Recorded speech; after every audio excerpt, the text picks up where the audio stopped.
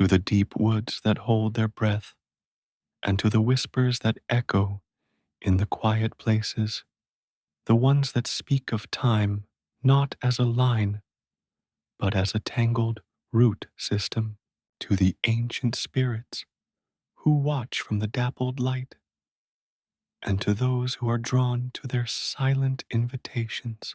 This story is for the solitary souls who find solace in the rustle of leaves, and for the curious hearts that dare to step off the beaten path, following the faint call of the unseen.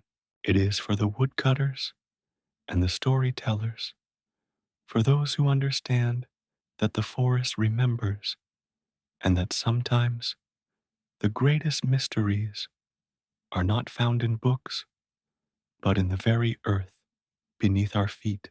May you always hear the phantom whispers and find magic in the mundane, just as Ivan did in the heart of an ancient, breathing wood. The forest had always been Ivan's confidant, a silent partner in his arduous life. Each morning, as the first tendrils of dawn began to coax the mist from the valley floor, he would shoulder his axe, its worn handle a familiar comfort against his calloused palm, and step into the verdant embrace of the ancient woods. Here, amidst the towering pines and moss-draped oaks, he found a solitude that was not born of loneliness, but of a deep, abiding connection. The rhythmic thud of his axe against timber was a language he understood, a conversation between man and wood that sustained his simple existence. The village, a cluster of weathered cottages nestled at the forest's edge, felt a world away when he was deep within its green heart. The air, thick with the scent of damp earth, decaying leaves, and the sharp, clean fragrance of pine resin, filled his lungs and quieted the hum of everyday anxieties. His life was a tapestry woven with the threads of routine and the subtle enchantments of the natural world. He knew the forest's moods as intimately as he knew the lines on his own hands. He could read the subtle shifts in the wind, the whispers of the leaves, the scurry of a startled hare, all messages that guided his path and informed his work. The forest provided. It offered fallen branches for his hearth, sturdy trunks for his village's needs, and the quiet companionship that his solitary nature craved. It was a sanctuary, a place where the demands of the world faded into the background, replaced by the primal rhythms of growth and decay, of sun and shadow. Yet, in recent months, this sanctuary had begun to harbor a subtle disquiet, a series of peculiar phenomena that pricked at the edges of his awareness, disrupting the comforting predictability of his solitary excursions. These were not sudden, dramatic intrusions, but fleeting, disorienting moments that warped the very fabric of his perception. He would find himself suddenly adrift, his bearings lost, only to realize that time had subtly shifted, leaving him with an unsettling awareness that something was amiss. These temporal anomalies were like ripples on the surface of a still pond, barely perceptible, yet hinting at a profound disturbance beneath. One moment, he would be meticulously splitting a log, the sun at its zenith. The next, he would find himself disoriented, the light already softening towards dusk, though only a few minutes, by his reckoning, had passed. The return to his small cabin often brought with it an odd collection of forest detritus, items that defied explanation. He would find leaves that, upon closer inspection, crumbled to dust at the slightest touch. Their vibrant green hues faded to a brittle, powdery husk. Twigs, too, would be impossibly brittle, snapping with a sharp, dry crack that sounded less like living wood and more like calcified bone. These were not the usual remnants of a season's decay. They possessed an unnatural fragility, as if they had been subjected to some ancient, desiccating force. These ephemeral moments, these fragments of misplaced time and strangely altered detritus, were his alone. He spoke of them to no one, not to the other villagers, nor even to himself with any certainty. They were like half-remembered dreams, whispers that clung to the edges of his consciousness like mist, defying concrete definition. He would attribute them to fatigue, to the monotony of his labor, to the tricks the sun and shadow played in the deep woods. Yet, a persistent, nagging intuition told him otherwise. It whispered of a deeper connection, a more profound entanglement with the ancient forest than he had ever consciously acknowledged. The woods, his sanctuary, were beginning to reveal a hidden facet, a mystery that lay at the heart of their timeless stillness. The forest, a place of enduring constancy in Ivan's life, had begun to exhibit subtle shifts, hairline fractures in its familiar facade. It started as a feeling, a prickling sensation at the back of his neck, as if he were being observed by unseen eyes. The familiar rustle of leaves, once a soothing melody, now carried a cadence that hinted at unspoken secrets, a language he almost understood, but could never quite grasp. These were not the sounds of playful woodland creatures, or the sigh of the wind through the branches. They were deeper, more resonant, imbued with an ancient melancholy. Ivan, a man accustomed to the solitude of his work, found himself increasingly attuned to these subtle disturbances. He would pause in his labor, his axe held mid-swing, straining to decipher the phantom whispers that seemed to swirl around him, ephemeral as smoke.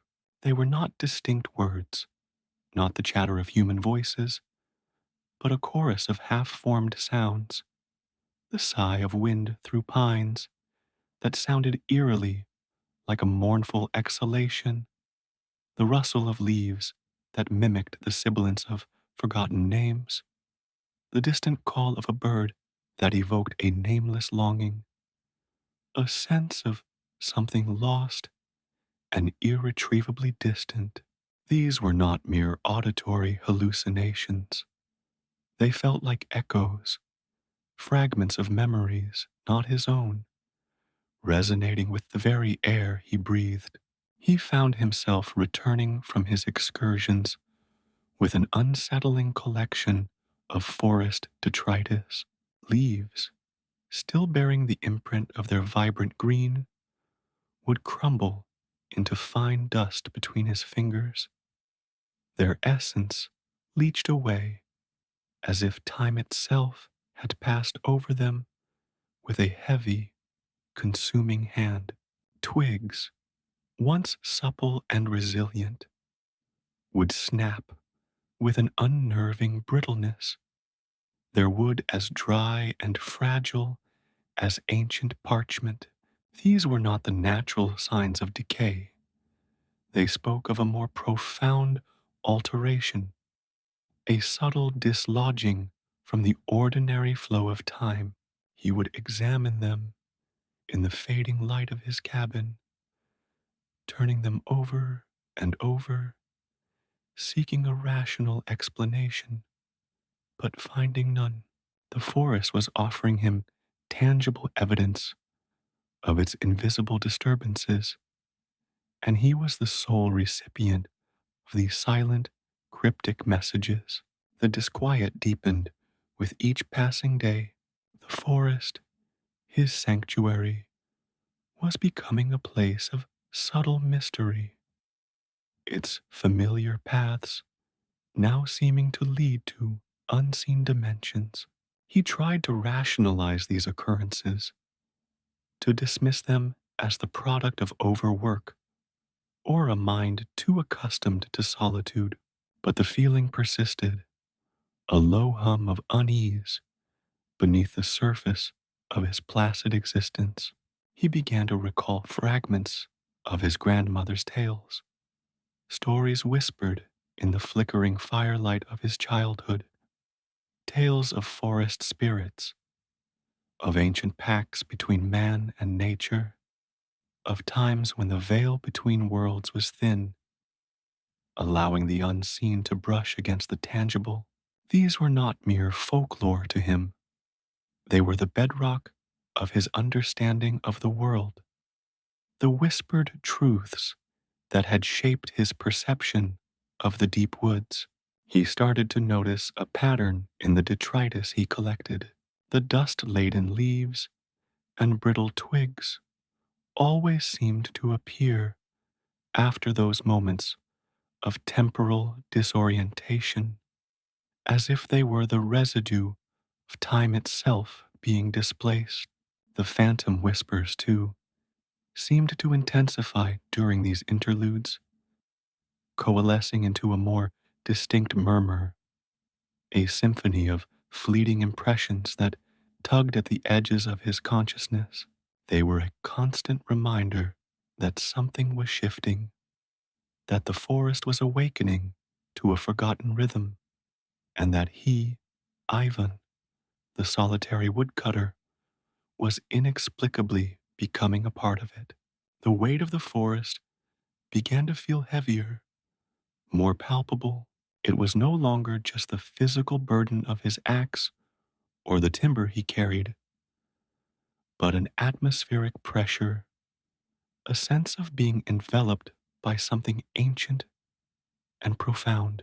The sunlight filtering through the dense canopy, once a warm, life-giving embrace, now seemed to fracture into shifting, spectral patterns, casting the forest floor in an otherworldly luminescence. The usual cheerful chorus of birdsong was subdued, replaced by a pervasive, expectant hush, as if the very air were holding its breath.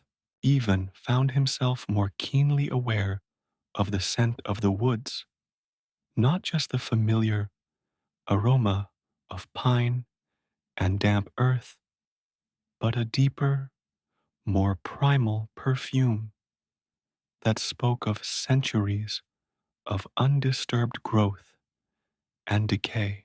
It clung to his worn woolen cloak, to his hair, to his very skin, a tangible emanation of the ancient forest's enduring presence. This was not the forest he knew from his daily labor, the forest that yielded its bounty to his axe with quiet cooperation. This was an older, wilder realm, a place where the usual rules of existence seemed to bend and warp, a primeval world stirring from a long, deep slumber. He noticed a subtle shift in the forest's energy, a gravity that pulled at him with an invisible current. It beckoned him deeper, past the familiar trails and well-trodden paths, towards the untouched heart of the woods, places he had always instinctively avoided. The trees themselves seemed older here, their bark gnarled and furrowed like the faces of ancient beings, their branches reaching skyward with a silent, majestic power. The undergrowth grew thicker, more tangled, a testament to years, perhaps centuries, of undisturbed growth. He felt an undeniable pull, a resonance within him that aligned with the forest's awakening. It was as if the phantom whispers, the temporal anomalies, and the strange detritus were all fragments of a larger narrative, and he was being drawn into its unfolding. He carried with him the scent of damp earth and decaying leaves, a palpable weight of the ancient woods that clung to him like a second skin.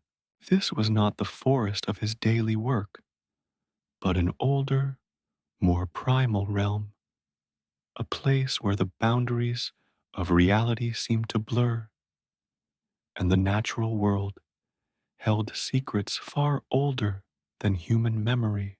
The familiar sounds of his own footsteps on the leaf-strewn ground seemed muted, swallowed by the profound stillness that had settled over the woods.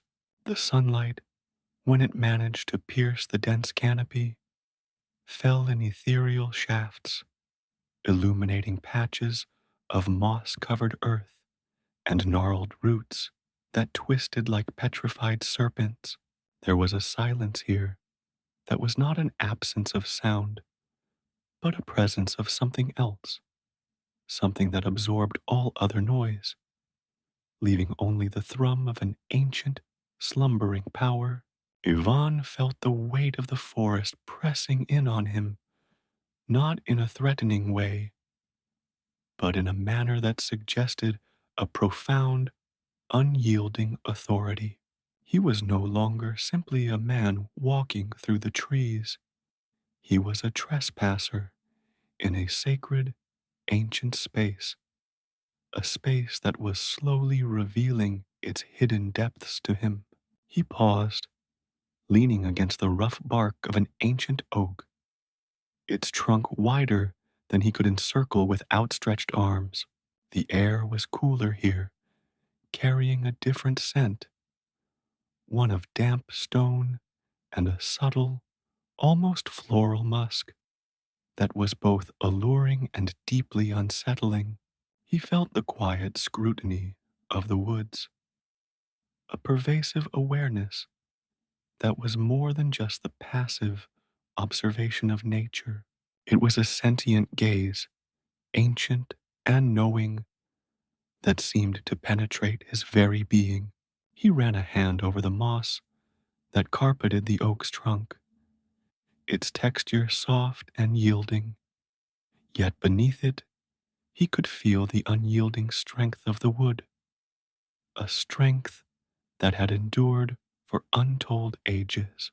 The phantom whispers, which had become a semi-constant companion in his recent excursions, seemed to surge around him, coalescing into a more discernible murmur. It was not a language he could understand, but a symphony of fleeting impressions, the sigh of wind through leaves that sounded like forgotten names, the distant call of a bird that evoked a nameless longing, the rustle of unseen creatures that stirred a primal unease. These whispers seemed to emanate not just from the air, but from the very wood of the trees, from the earth beneath his feet, as if the forest itself were speaking, though he could not decipher its words. He remembered his grandmother's tales, stories of the forest's ancient guardians, of spirits that dwelled in the deep woods and held sway over the natural world. She had spoken of times when the forest could remember those who were attuned to its rhythms, those who showed it respect, and sometimes those who simply wandered too far off the beaten path. These whispers, these inexplicable moments of disorientation, this strange detritus, they all felt like signs, like subtle nudges from a power far greater than himself, a power that was slowly beginning to acknowledge his presence, to recognize him. He looked down at his axe, its polished steel gleaming dully in the subdued light. It was the tool of his livelihood, the instrument of his trade, the tangible symbol of his place in the world. But now it felt foreign in his hand, a mundane object in the face of the profound, palpable mystery that surrounded him. The forest was no longer just a source of timber, it was a living, breathing entity, a realm of ancient powers and forgotten lore. And he was standing at its threshold, a solitary figure caught between the world he knew and a world he was only beginning to understand. The weight of the forest was not just in the air, but in the very decisions he felt compelled to make, in the unseen paths that seemed to open before him, beckoning him deeper into its enigmatic heart. The day had dawned with an almost imperceptible shift in the quality of light, a subtle softening that hinted at something more than a mere meteorological change. Even, as was his habit, ventured deeper into the woods than usual, drawn by an invisible thread of anticipation that had been weaving itself through his being for weeks. The air, usually alive with the scuttling of unseen creatures and the chatter of birds, was hushed, expectant. He felt the familiar weight of the forest, not as a burden, but as a presence, a vast, ancient consciousness that regarded him with a quiet, unblinking gaze. His axe, normally a tool of decisive action, felt strangely inert in his hand, a counterpoint to the growing sense of bewilderment that permeated his surroundings. He found himself moving with a new deliberation, each step a conscious placement, as if charting a course through waters unseen. The phantom whispers seemed to have receded, replaced by a profound stillness, a pregnant pause that suggested something was about to be revealed. He sought a familiar resting place, a broad, moss-covered boulder near the base of an ancient Rowan tree. Its distinctive scarlet berries, even out of season, held a potent symbolism in the folklore of his people, a sign of protection and a connection to the spirit world. As he settled himself against its rough, comforting bark, his gaze, accustomed to scanning the forest floor for fallen timber, snagged on something utterly incongruous. Where yesterday there had been only a thick carpet of damp moss, fallen leaves, and tangled undergrowth, there now lay a distinct line of stones. They were not arranged haphazardly, but laid with a discernible, if ancient, precision, forming a narrow path that wound its way deeper into the heart of the woods, disappearing into the dense foliage like a beckoning finger. Ivan blinked, rubbing his eyes with the back of a work-roughened hand. He was certain he had passed this very spot countless times. His routine was etched into his memory as surely as the rings within a felled tree. There had been no path, not even a hint of one. The undergrowth had been thick, almost impassable, a wild tapestry woven by nature's unhurried hand. Yet here it was, as if summoned from the very earth, a silent invitation to venture into the unknown. The stones were ancient, worn smooth by the passage of time, or perhaps by something else entirely. Some were almost entirely consumed by moss, their edges softened into anonymity, while others retained a faint grayish hue, their surface cool and damp to the touch. A tremor of mingled apprehension and exhilaration coursed through him. His grandmother, a woman whose memory was as sharp as the winter air, had often spoken of such occurrences. She called them the forest's remembering, or the Lesovic's invitation. The Lesovic, the ancient guardian spirit of the woods, was a being of immense power, a protector of the forest's secrets, and a silent judge of those who dwelled within its embrace. It was said that when the Lesovic remembered someone, when it deemed them worthy, or perhaps simply deserving of its notice, it would reveal a hidden path, a trail that only those so acknowledged could see. These paths were not for the casual wanderer. They were conduits, leading to places untouched by man, places where the veil between worlds grew thin. Ivan's breath hitched. Had the forest truly remembered him? The thought was both humbling and deeply unsettling. He was a simple woodcutter, a man of the soil and the axe, not a mystic or a seer. Yet, the subtle disturbances, the temporal anomalies, the phantom whispers, they had all been leading him to this undeniable, tangible manifestation of the forest's hidden will.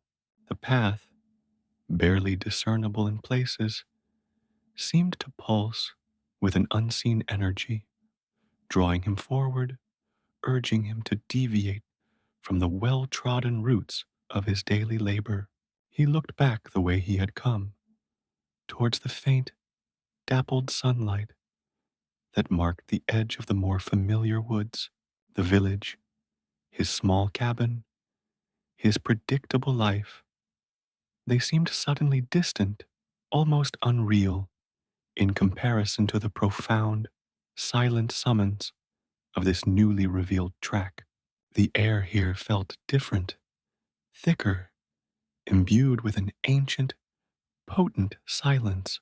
The rustle of leaves underfoot, usually a familiar sound, now seemed to carry a deeper resonance, as if each fallen leaf held a story, a secret whispered from centuries past.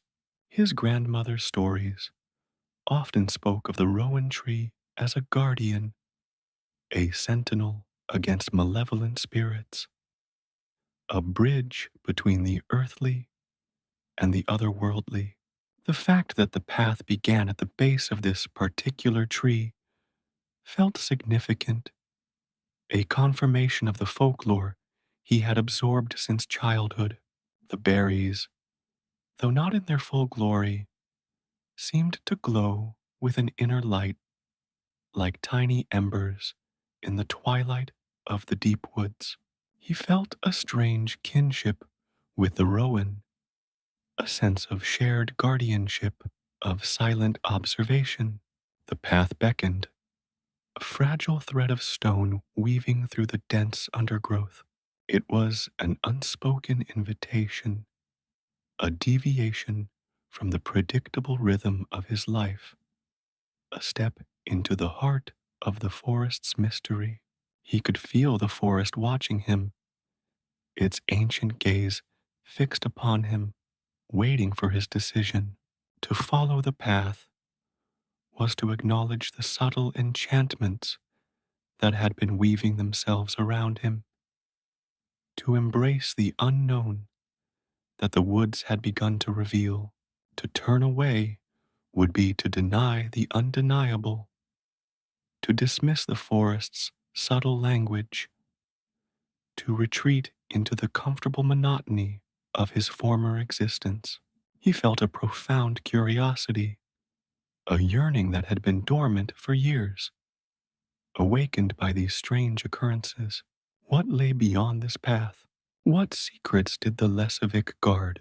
His grandmother had warned of the dangers, of the wild magic that resided in the forest's untouched heart, of the respect and caution required when treading such hallowed ground. But she had also spoken of the profound wisdom to be found, the deep connection that could be forged with the primal forces of nature.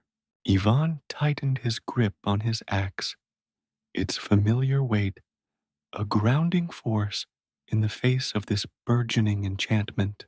He took a deep breath, the scent of damp earth and ancient wood filling his lungs. The path, though faint, was clear.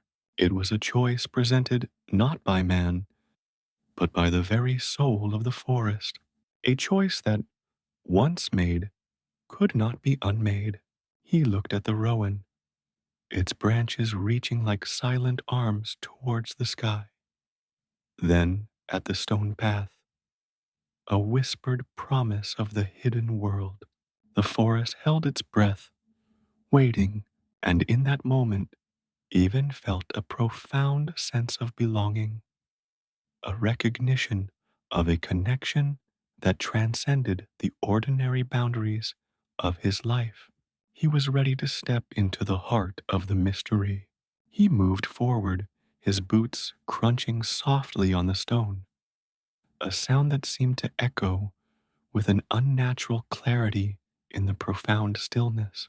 The path led him deeper into the woods, the trees closing in around him, their ancient branches interlacing overhead, creating a dappled canopy that filtered the sunlight into ethereal shafts. The air grew cooler, carrying a subtle, earthy fragrance, mingling with the faint, sweet scent of unseen blossoms. He felt a prickling sensation on his skin, not of fear, but of heightened awareness, as if his senses were being sharpened, attuned to the subtlest vibrations of the forest, the familiar sounds of the woods, the chirping of insects, the distant call of a bird began to fade, replaced by a deeper, more resonant silence. It was a silence that was not empty, but pregnant with unspoken presence, a silence that seemed to hum with an ancient, slumbering energy. Ivan found himself slowing his pace, his eyes scanning the surroundings with a new intensity. Every twisted root, every patch of moss, every shadow seemed to hold a hidden significance, a piece of a larger, unfolding narrative. He was no longer just a woodcutter seeking timber. He was a pilgrim on a sacred journey, guided by the forest's own inscrutable will. He noticed small, almost imperceptible details that would have escaped his notice before. The intricate patterns of lichen on the bark of an ancient oak, the delicate unfurling of a fern frond, the way the light caught the dewdrop clinging to a spider's silken thread, transforming it into a tiny prism. These were the minutiae of the forest, the quiet details that spoke of a life force far more complex and profound than he had ever realized. The path continued to wind, sometimes almost disappearing beneath fallen leaves and moss, only to reappear a few paces further on, a testament to its enduring nature. He passed by trees whose trunks were impossibly wide, their gnarled bark etched with the passage of centuries. Their branches reached out like the arms of giants, their leaves forming a dense canopy that blotted out the sky, creating a world of perpetual twilight. Here, the air was thick with a palpable stillness, a sense of timelessness that seemed to seep into his very bones. He could feel the ancient pulse of the forest, a slow, steady heartbeat that resonated with a primal rhythm. His grandmother's words echoed in his mind. The forest remembers Ivan. It remembers the kindness shown, the respect given, and sometimes it remembers the trespass. But when it remembers you in kindness, it offers its secrets, its hidden ways. He wondered what it was about him that had drawn the Lesovic's attention. Was it his solitary nature, his deep connection to the woods, his willingness to listen to the whispers that others ignored? Or was it simply the fate of a man who, by chance or by destiny, had wandered into the heart of a place where magic still breathed? He reached a clearing where the trees parted, allowing a pool of soft, golden light to fall upon a moss-covered, rough-hewn stone. It wasn't a natural formation. It bore the marks of deliberate shaping, though the edges were now rounded and softened by time and the elements. Ivan approached it with a sense of reverence, his heart beating a little faster. The air in the clearing felt charged, alive with an unseen energy. He could almost hear the whispers now, not as disembodied sounds, but as a low, resonant hum that seemed to emanate from the very earth beneath his feet. He felt a strange sensation, as if he were being observed, not by animal eyes, but by something far older, far more profound. He looked around the clearing, his gaze sweeping over the ancient trees that stood like silent sentinels. There was no visible presence, no tangible form, but the feeling of being watched was undeniable, an ancient awareness that permeated the very atmosphere. He reached out and placed his hand on the stone, its surface cool and smooth beneath his fingertips. It felt like an altar, a place of reverence, a testament to the forest's deep and enduring spirit. As his hand rested on the stone, a faint warmth seemed to emanate from it, a subtle thrumming that resonated up his arm. The phantom whispers, which had been a low murmur, began to coalesce, forming fleeting impressions, images, and emotions that flickered at the edges of his consciousness. He saw glimpses of ancient forests, of creatures long vanished from the world, of rituals performed beneath the moon and stars.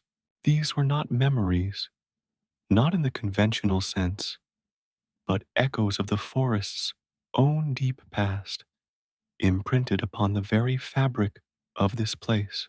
He felt a connection forming, a subtle acknowledgement from the unseen guardian. It was not a spoken word, not a visible sign, but a quiet recognition, a sense of being allowed to witness, to understand, to belong. The path, he realized, was not just a physical trail, but a passage into a deeper understanding of the forest, a journey into its ancient heart. He was being invited to see the woods not just as a source of sustenance, but as a living, breathing entity, a repository of timeless magic and forgotten lore. Ivan remained in the clearing for a long time, absorbing the profound stillness, the ancient energy that permeated the air. He was no longer just Ivan the woodcutter. He was a witness to the forest's enduring magic, a recipient of its silent, ancient memory. The path had led him here, to a place of quiet revelation, a place where the ordinary world began to fade and the extraordinary began to bloom. He understood now that his journey was far from over. It had only just begun. The Rowan's sentinel had shown him the way, and the Lesovic had offered its silent invitation. He was ready to follow. The whispers, once faint and elusive, now seemed to coil around Ivan like the tendrils of a mist. They were not words, not coherent thoughts, but a tapestry of sensations woven from sound and feeling, a sigh of wind, yes, but one that carried the weight of ages, a mournful exhalation through the skeletal branches of ancient pines that had long since surrendered to time. Then a rustle of leaves, no ordinary skittering of dried foliage, but a murmur that seemed to shape itself into forgotten names, ghosts of syllables lost to the unraveling centuries, and the distant call of a bird, or was it a bird? A sound that tugged at something deep within his soul, evoking a nameless longing, a yearning for something he could not identify, a place he had never known. These ethereal fragments coalesced, not with the sharp edges of clarity, but with the soft, blended hues of a half-forgotten dream resonating with the very air that clung to the ancient rowan tree, urging him onward, closer to the revealed path. He found himself recalling the hushed tones of his grandmother, her eyes alight with a mixture of fear and reverence as she recounted the old tales, stories of the Lesovic, yes, but also of other beings, spirits of the wood, dryads bound to the ancient oaks, sprites who danced in moonlit glades, and the enigmatic forest mothers who nurtured the oldest trees. She spoke of ancient pacts, of bargains struck between man and spirit in times when the boundaries between their worlds were blurred, almost non existent.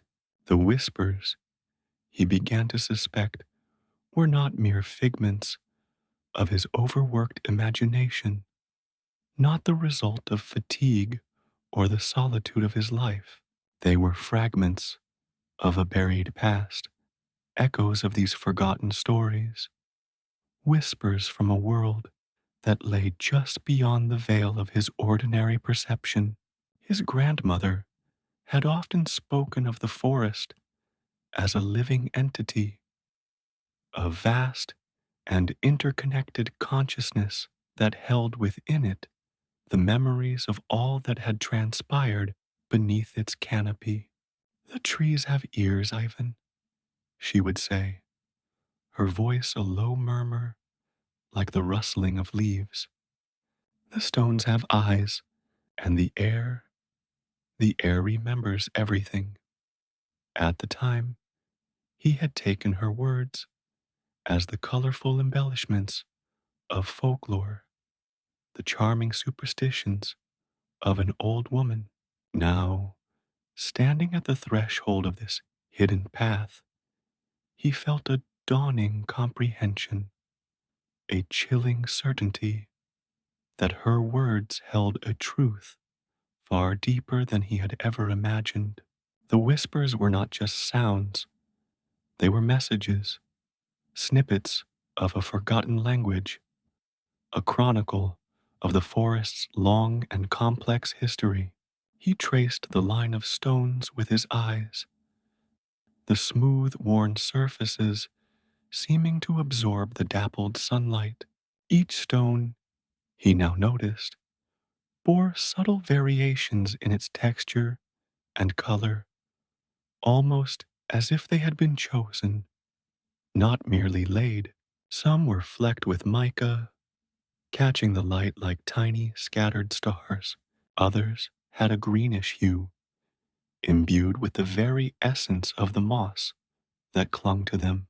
They were not uniform, not quarried from a single source, but seemed to have emerged from the earth itself, each one unique, a single note in a silent, ancient symphony. He could almost feel their history, a faint vibration beneath his fingertips when he dared to touch them, a resonance that spoke of countless footsteps, of journeys taken by those who had understood the forest's language.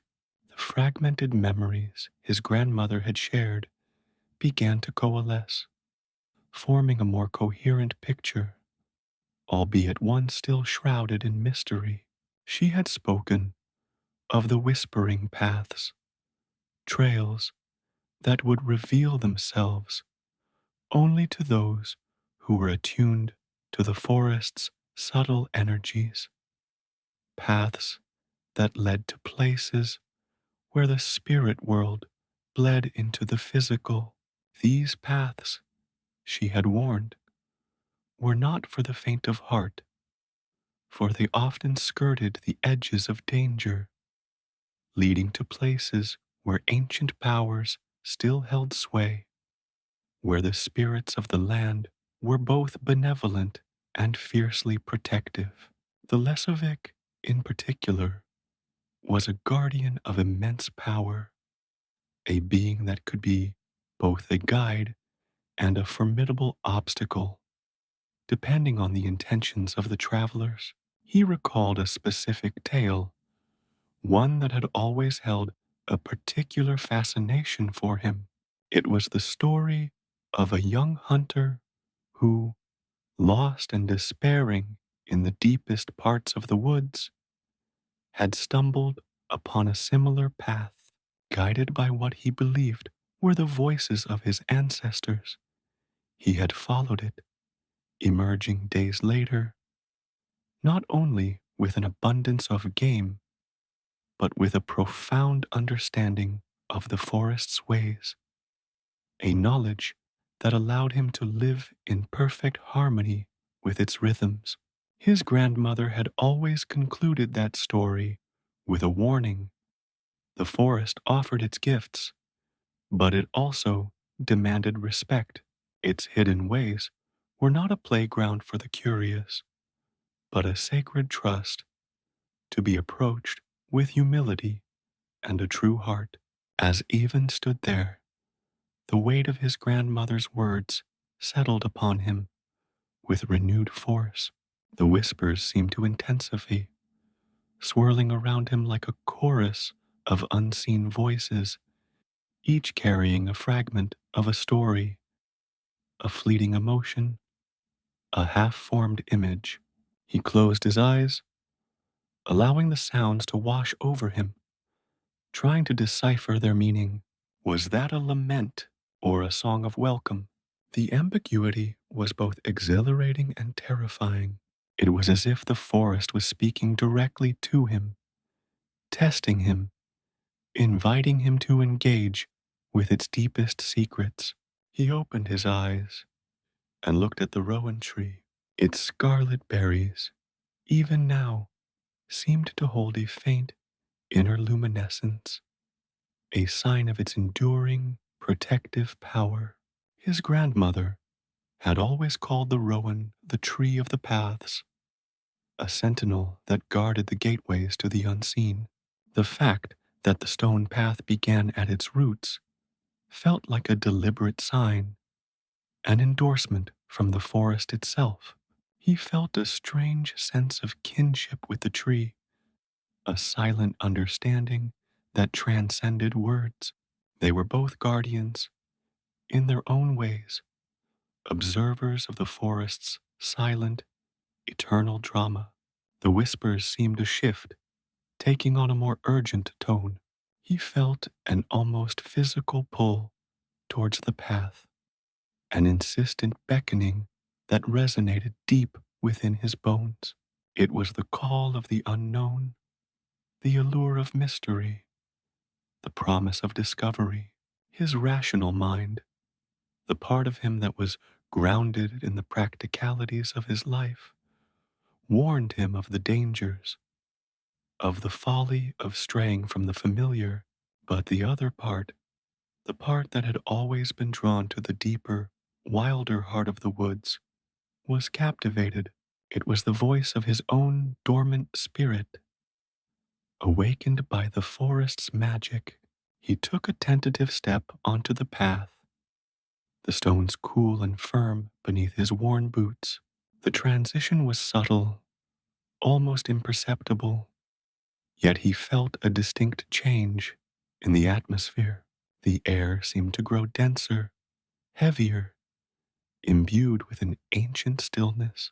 The dappled sunlight that had filtered through the canopy now seemed to take on a different quality, a softer, more diffused glow, as if the forest itself was holding its breath, waiting to reveal its secrets. The whispers, too, changed, becoming less a cacophony of disparate sounds and more like a unified hum, a deep, resonant vibration that seemed to emanate from the very earth. He walked slowly, his senses heightened, his gaze sweeping across the surrounding woods. The trees here were different from those he usually encountered. Their trunks were impossibly thick, their bark gnarled and ancient, etched with the passage of centuries. Some bore the marks of lightning strikes, but instead of being dead, they seemed to thrum with a renewed, untamed energy. The undergrowth was sparser, giving way to a carpet of soft, emerald moss that seemed to glow with an inner light. It was a place untouched by the relentless march of time, a sanctuary where the forest's ancient spirit still reigned supreme. The whispers continued, now weaving themselves into fleeting images that flickered at the edge of his vision. He saw glimpses of figures moving through the trees, not human figures, but something more ethereal, more primal. Were they spirits, ancestors, or something else entirely? Beings that belonged to the deep, wild heart of the forest. He couldn't be sure. The impressions were too brief, too ephemeral to grasp, like trying to catch smoke in his hands. Yet, they stirred a profound sense of recognition within him, a feeling that he was witnessing something ancient and sacred, a continuation of the tales his grandmother had told him. He paused beside a massive oak, its branches spreading out like the arms of a benevolent giant. Its bark was a tapestry of mosses and lichens, each one seeming to hold a story. He reached out and touched its rough surface, and for a fleeting moment, he felt a surge of pure, unadulterated life, a potent energy that seemed to flow from the tree into his own being. It was as if the tree itself was acknowledging his presence, offering a silent greeting. The whispers around him seemed to soften, their tone becoming less urgent, more welcoming. He continued along the path, which wound its way deeper into the heart of the woods. The silence here was profound, broken only by the soft crunch of his boots on the stones and the ever present, almost subliminal hum of the whispers. he felt a growing sense of awe, a deep reverence for the ancient power that permeated this place. It was a power that was both beautiful and terrifying, a reminder of the vast, untamed forces that lay hidden within the natural world. He was a mere mortal, a simple woodcutter, treading on ground that had been sacred for millennia, a ground where the veil between worlds was thin, and the whispers of the forgotten were still heard. He remembered his grandmother's words: "The forest does not give up its secrets easily, Ivan. It tests those who seek them. It watches, it waits." He felt the truth of those words now, the weight of the forest's ancient gaze upon him. He was being watched, judged, perhaps even welcomed. The whispers were not just echoes of the past, they were a living testament to the forest's enduring memory, a constant reminder of the presence of those who had walked this path before him, those who had understood its silent language. He was on the cusp of something extraordinary, a journey into the heart of a world that had been hidden from him for his entire life, a world that was now, at last, beginning to reveal itself. The path of stones beckoned, a silent invitation to step into the realm of the forgotten. The path, once a faint suggestion, now unfurled before him with an undeniable presence, a ribbon of pale, weathered stones laid with a purpose that transcended mere human design. It was as if the very earth had exhaled this trail, shaping it from its own ancient bones. Ivan felt its pull like a physical force, an invisible current that tugged at his very soul, urging him deeper into the embrace of the wood than he had ever dared to venture. The trees here were not the familiar sentinels of his daily rounds. They were titans, their bark a landscape of furrowed histories, their crowns lost in a sky that seemed impossibly distant. Sunlight, when it managed to pierce the dense canopy, did not fall in the usual cheerful dappled patterns. Instead, it fractured into shifting, spectral shafts, painting the moss-laden forest floor with an otherworldly luminescence. The cacophony of birdsong, the familiar chirping and chattering that usually filled the air, was subdued, almost entirely absent. In its place was a profound, expectant hush, a silence so deep it felt alive, pregnant with unspoken secrets. He breathed deeply, and the air that filled his lungs was heavy, thick with the scent of damp earth, of decaying leaves, of millennia of fallen needles and bark. It was a palpable weight, this ancient breath of the woods, clinging to his worn woolen cloak, seeping into his very being. This was no longer the forest of his predictable existence, the woods he navigated with the practiced ease of a lifetime. This was a realm stirred from a long, deep slumber, an older, more primal entity awakening to his presence.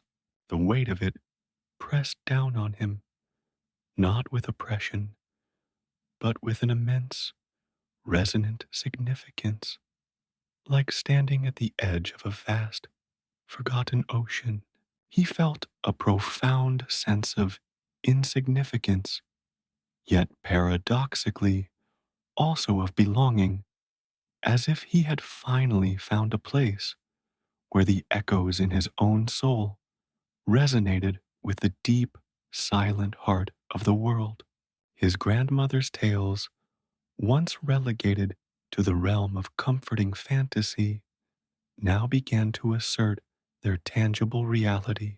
She had spoken of these places, these hidden arteries within the forest, where the veil between worlds grew thin, where the spirits of the wood held sway. She had described them as places of potent energy, of ancient covenants, and of guardians who watched over the balance of nature. Ivan had always listened with rapt attention, his imagination kindled by her words, but he had never truly believed he would find himself standing at the entrance to such a place. Now, the stones beneath his feet, worn smooth by the passage of countless unknown feet, seemed to hum with a silent energy, a vibration that resonated up through his legs and into his chest, mirroring the thrumming in his own veins.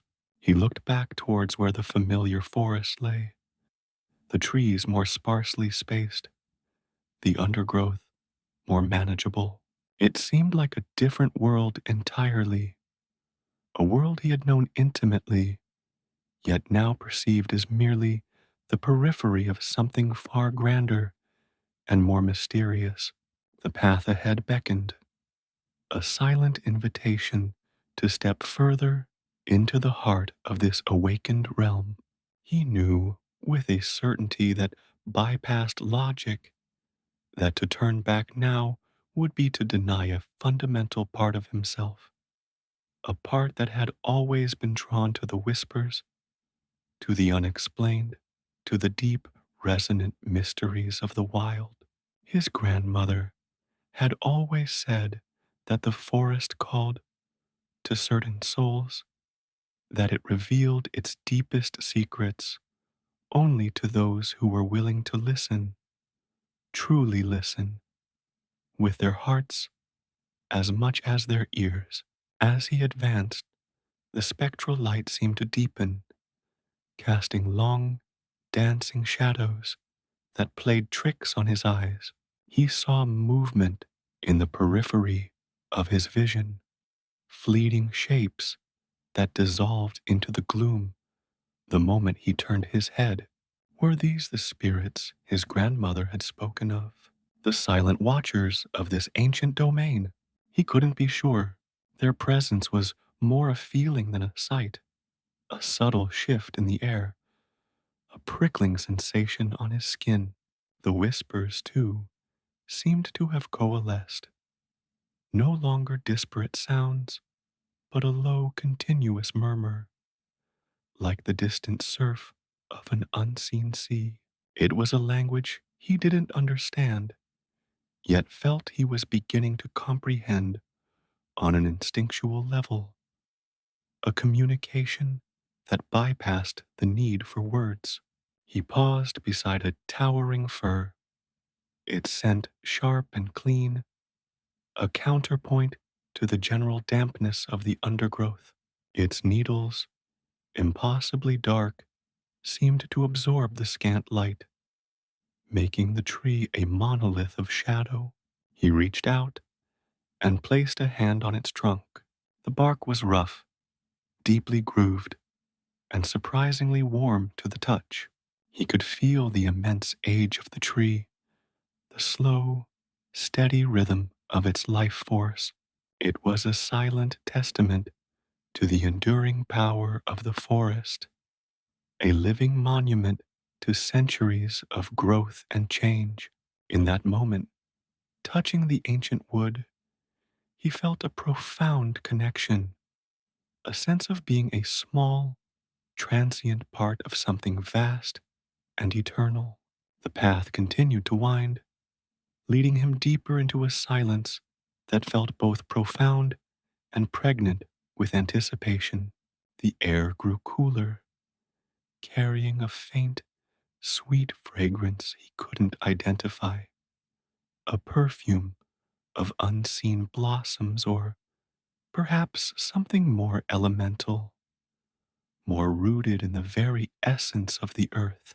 He found himself treading more carefully, his movements becoming slower, more deliberate, as if each step was a conscious offering to the spirits of this place. The gravity of the forest was no longer just a feeling, it was a palpable force, a presence that enveloped him, a silent acknowledgement of his passage. He was no longer just a man walking through the woods. He was a visitor in a sacred space, a place where the ancient laws of nature held undisputed sway. He noticed the way the ferns here grew in impossibly large fronds, unfurling like prehistoric wings, their vibrant green a stark contrast to the muted tones of the ancient trees. Mosses, thick and plush, carpeted every surface. The stones, the fallen logs, the bases of the trees, creating a verdant tapestry that seemed to absorb sound and light. There was a stillness about this place, a profound serenity that was both comforting and unnerving. It was a stillness born of immense age, of cycles of growth and decay that had played out countless times, leaving behind a palpable aura of quiet power. He felt a sense of awe wash over him, a deep reverence for the raw, untamed beauty that surrounded him.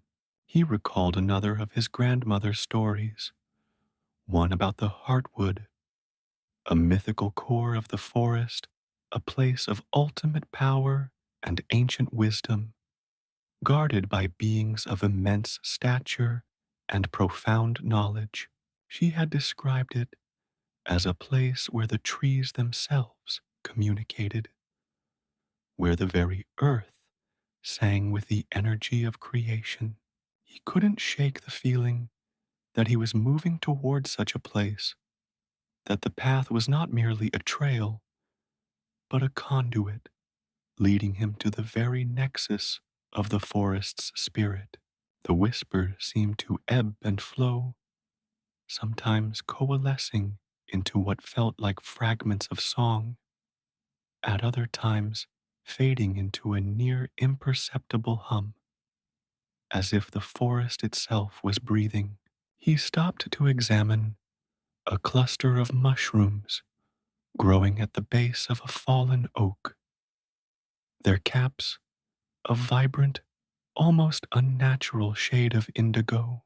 He knew better than to touch them, for his grandmother had warned him that many of the forest's most beautiful offerings were also its most dangerous.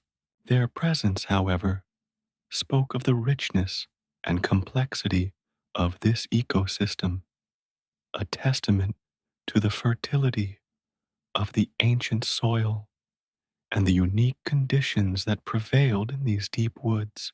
Each element, from the towering trees to the smallest fungi, seemed to play a vital role in the intricate symphony of life and decay that characterized this primal realm. The path began to ascend, leading him up a gentle slope. The trees grew even more massive, their trunks so wide that a dozen men could not encircle them, their branches twisted and gnarled, reaching towards the sky like arthritic fingers, heavy with the weight of centuries. The light grew dimmer still, the spectral shafts of sun becoming more infrequent. He found himself relying more on his other senses, the feel of the stones beneath his feet, the subtle currents of air, the ever-present whispers that seemed to guide his every move. He felt a growing sense of anticipation, of feeling that he was approaching something significant, a threshold that would irrevocably change his perception of the world. He remembered his grandmother's gentle admonition. The forest has its own rhythm, Ivan. Do not try to force it to yours. Be present, be still, and it will reveal itself. He tried to embody those words, to shed the urgency of his own human pace and attune himself to the slower, deeper pulse of the woods. He focused on his breathing, on the feel of the earth beneath his feet, on the myriad of subtle sensations that the forest offered. It was a practice of surrender, of letting go of his preconceived notions and allowing the ancient power of this place to wash over him. The whispers seemed to respond to his stillness, growing clearer, more distinct, though still incomprehensible. They were like the rustling of leaves, but imbued with an intelligence, a direction. They spoke of seasons past, of storms weathered, of the slow, inexorable march of time. He felt an odd sense of camaraderie with these unseen voices, a feeling that they were not alien, but rather a forgotten part of himself, an echo of a shared ancestry with the natural world. He was not an intruder, but a returning pilgrim, drawn back to a place that held his history. He came upon a clearing, small and circular, where the trees receded slightly, allowing a broader, though still filtered, view of the canopy. In the center of the clearing stood a single, ancient Rowan tree, its branches laden with berries that glowed with an inner fire, their scarlet hue impossibly vibrant against the deepening gloom. It was the very same tree he had seen at the beginning of the path, or at least one remarkably similar. The stones of the path seemed to converge around its base, as if it were the focal point, the heart of this particular convergence. He felt a profound sense of recognition, as if the rowan tree itself was a silent guardian, a sentinel that had patiently awaited his arrival. He approached the tree with a sense of reverence, his steps slow and measured. The air around the rowan felt different, charged with a subtle energy, a gentle warmth that seemed to emanate from its very core. He looked up at its branches, at the way they intertwined, creating a natural sanctuary, a living cathedral. He imagined his grandmother standing here, her face alight with wonder, her stories woven into the very fabric of this place. He felt a deep sense of gratitude, a silent thank you to her for the legacy of tales that had led him to this moment, to this profound communion with the spirit of the forest. The whispers intensified around the rowan, swirling and eddying like invisible currents. They seemed to coalesce, forming a more coherent, though still ethereal melody. It was a song of welcome, of acceptance, a gentle invitation to step further into the heart of the mystery. He closed his eyes, allowing the vibrations to resonate within him, feeling the ancient power of the forest surge through his veins. He was on the precipice of something extraordinary, a journey that promised to unlock the deepest secrets of the woods and perhaps the deepest secrets of himself. The weight of the forest was no longer a burden, but a profound affirmation, a sign that he was on the right path, a path woven from myth, memory, and the enduring magic of the wild. The familiar weight of the axe in his hand, usually a comforting anchor, now felt alien, a blunt assertion of his mundane existence against the ethereal pull of the stone path.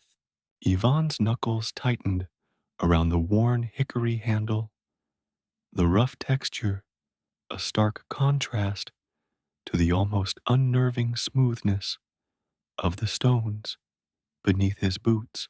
He felt it then, a sensation that prickled the hairs on his arms and tightened the muscles in his neck, the undeniable awareness of being observed.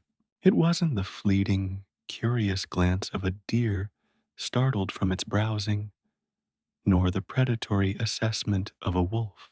This was a different kind of looking, deeper, more ancient, an all-encompassing gaze that seemed to emanate from the very wood itself, from the silent, towering sentinels surrounding him, from the unseen depths beneath the moss-laden earth.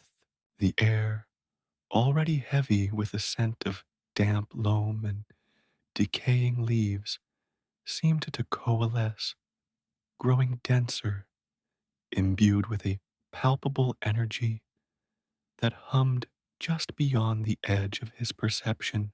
It was as if the forest, in its vast, slumbering consciousness, had finally stirred, its attention focused entirely upon him. He stood at a precipice, not of geography, but of destiny. The path, a silent invitation, lay before him, a stark, weathered ribbon leading into a heart of emerald shadow.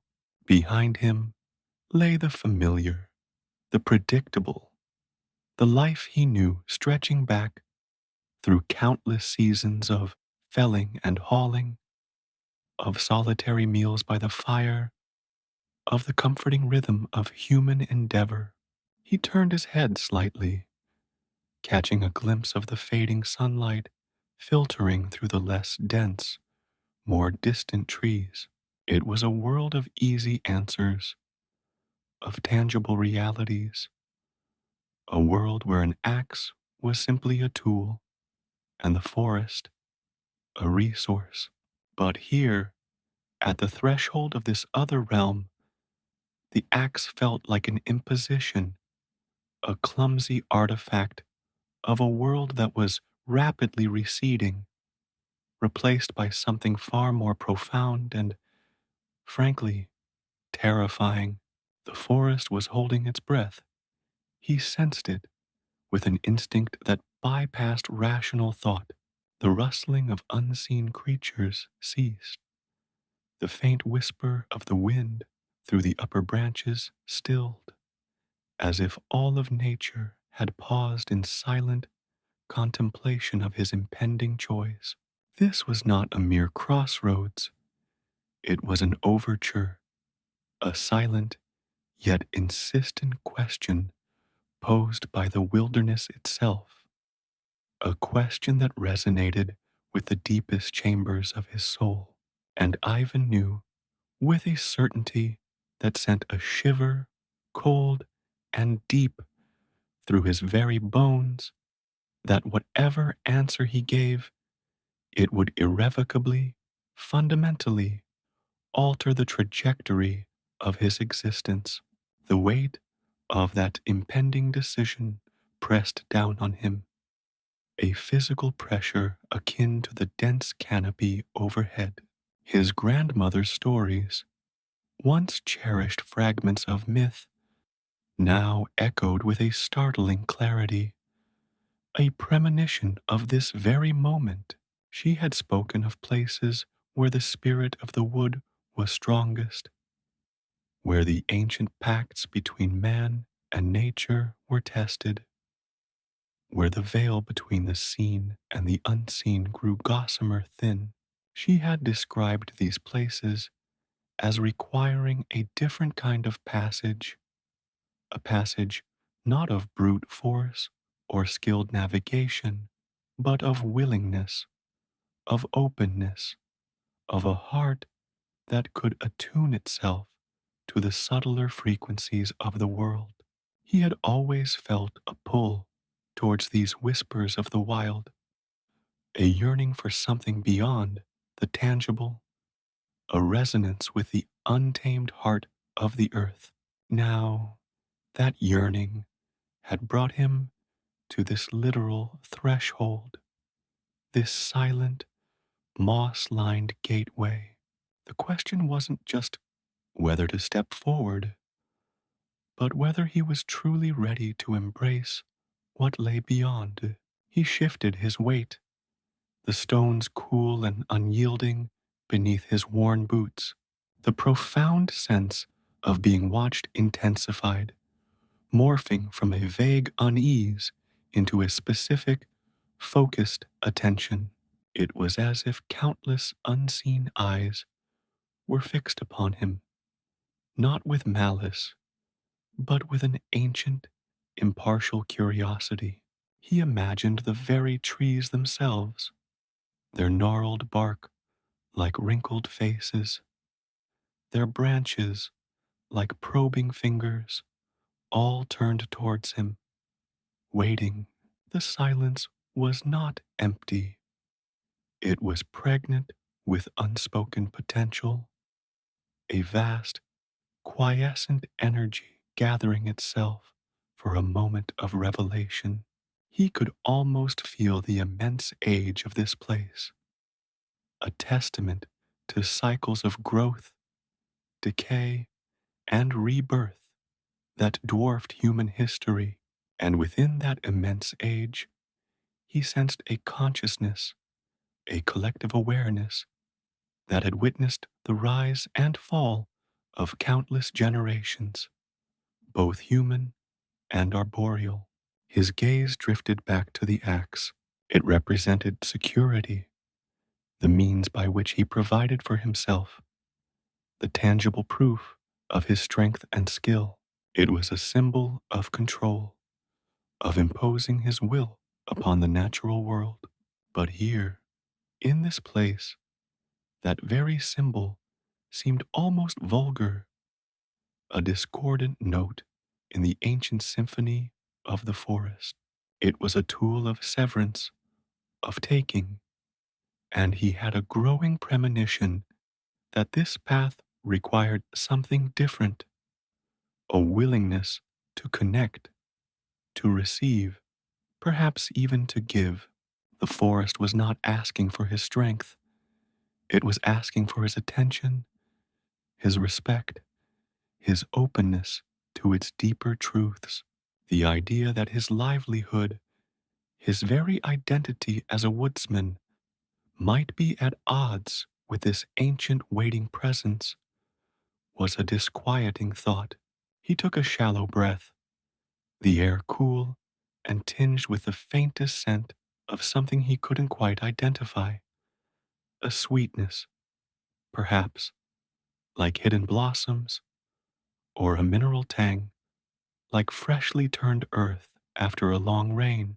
The light, what little there was, seemed to deepen in intensity, not in brightness, but in its quality, becoming richer, more saturated, as if the very essence of color was being drawn from the surroundings. He felt a subtle shift in the atmosphere, a quietening that was more profound than the absence of sound. It was as if the forest was drawing him in, not by force, but by invitation, by a gentle, irresistible beckoning. The path ahead was a riddle, its destination unknown, its purpose veiled. It was a pathway into the heart of a mystery that his grandmother had only hinted at, that had always stirred a deep, ancestral longing within him. He thought of the countless hours spent listening to her stories by the hearth, her voice a soft murmur against the crackling flames, painting vivid pictures of a world alive with unseen forces, of spirits that dwelled in the ancient trees, of magic that flowed through the very veins of the earth. He had always been captivated, but also, perhaps, a little fearful. Those were stories for quiet evenings, for the safety of his small cabin. This was different. This was the story unfolding around him, and he was no longer an observer, but a participant. He closed his eyes for a brief moment, trying to find a stillness within himself that matched the profound stillness of the woods. He focused on the feeling of the stones beneath his feet, on the gentle pressure of the air against his skin, on the subtle vibrations that seemed to hum through the ground. He tried to quiet the insistent questions in his mind, the logical objections, the ingrained skepticism. His grandmother's words came back to him again. The forest speaks in whispers, Ivan. You must learn to hear them, not with your ears, but with your heart.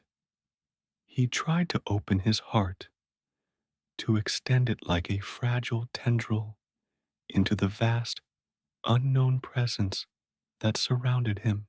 When he opened his eyes, the world seemed subtly altered.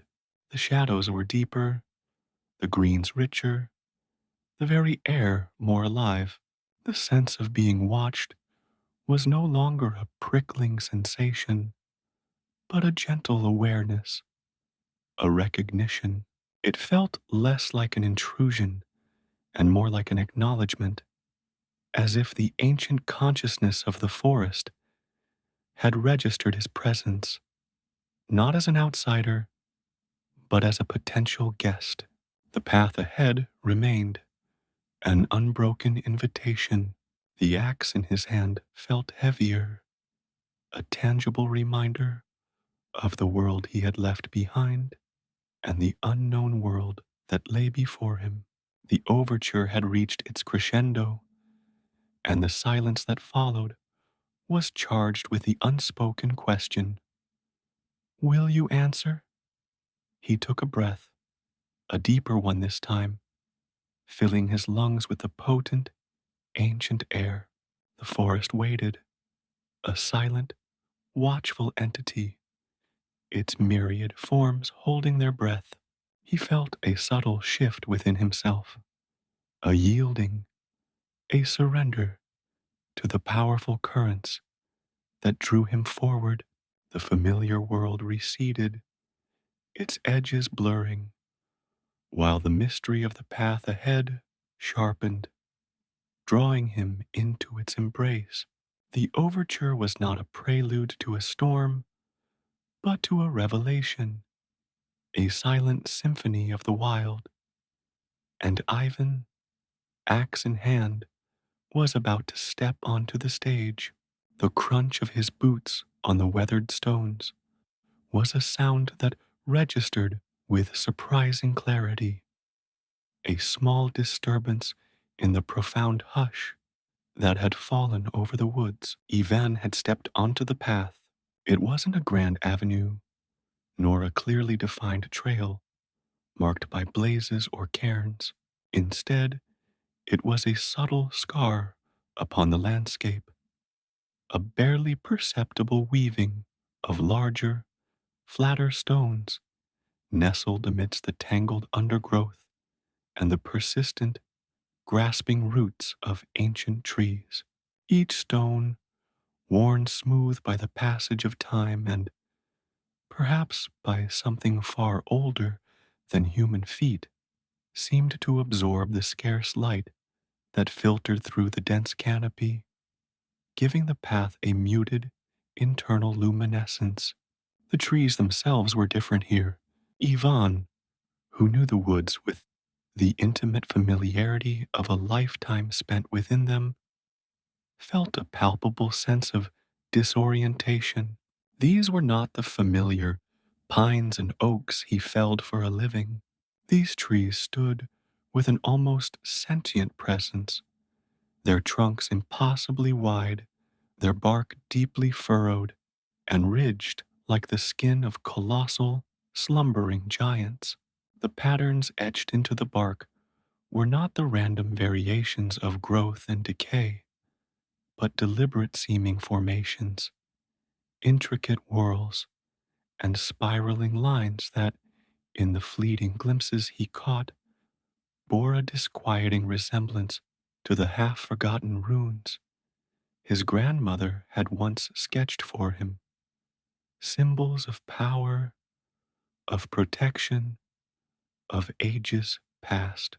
He found himself studying them, tracing their imagined contours with his eyes, a shiver tracing its way down his spine. Were these markings natural, or were they deliberately carved, a testament to the hands of those who had walked this path before him in a time when such symbols held potent meaning? The light, or the lack thereof, was another marker of this transition.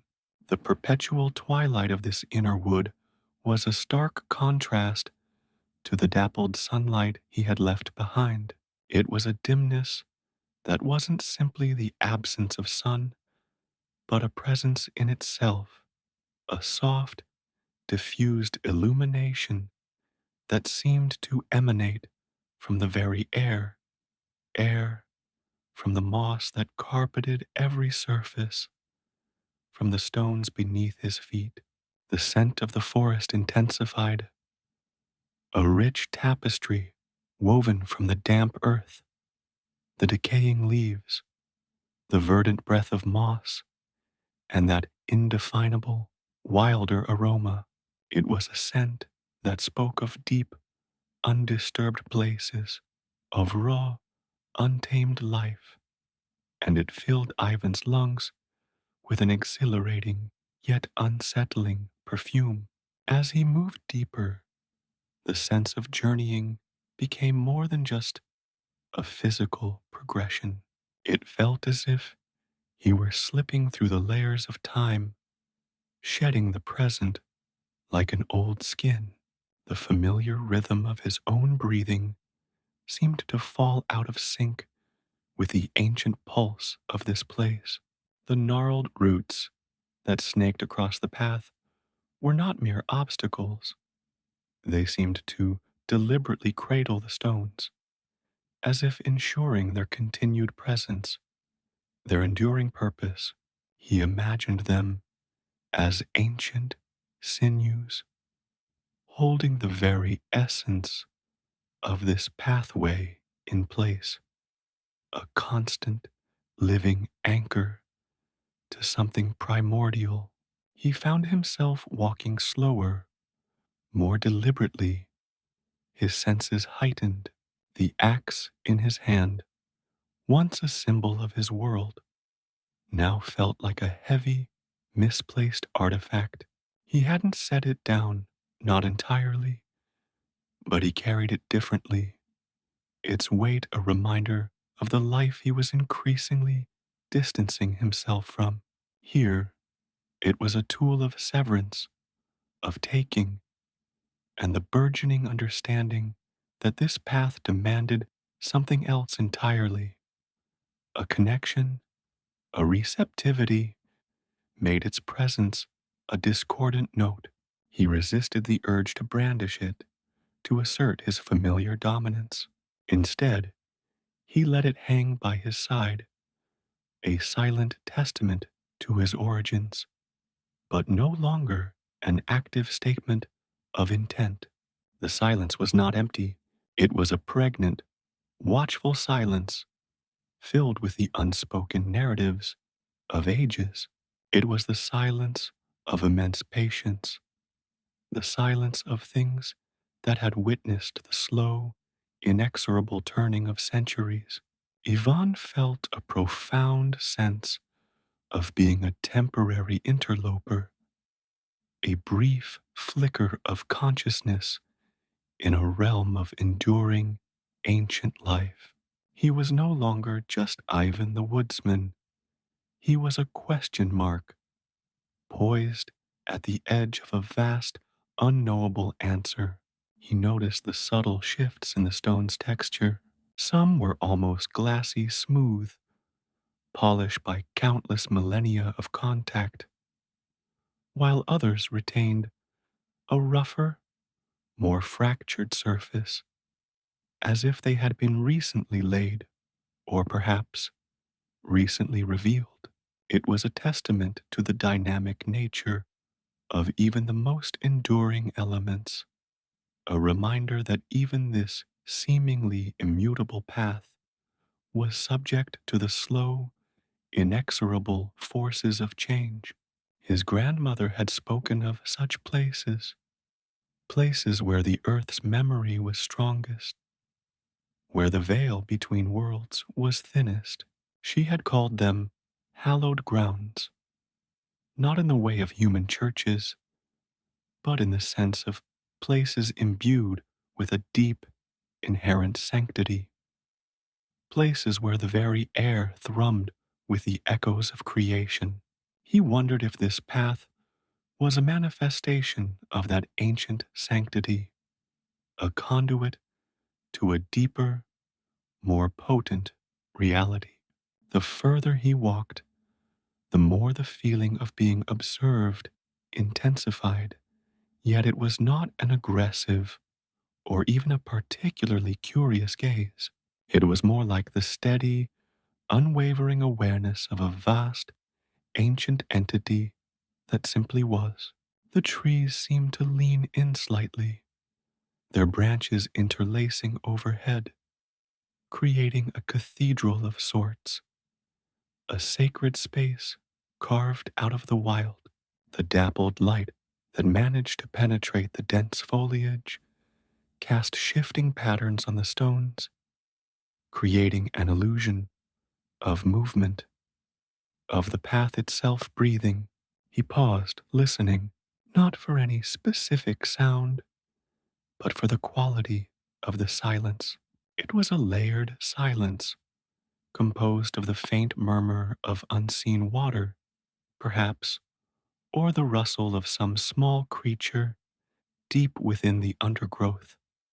Sounds so subtle they were almost indistinguishable from the whispers of his own blood.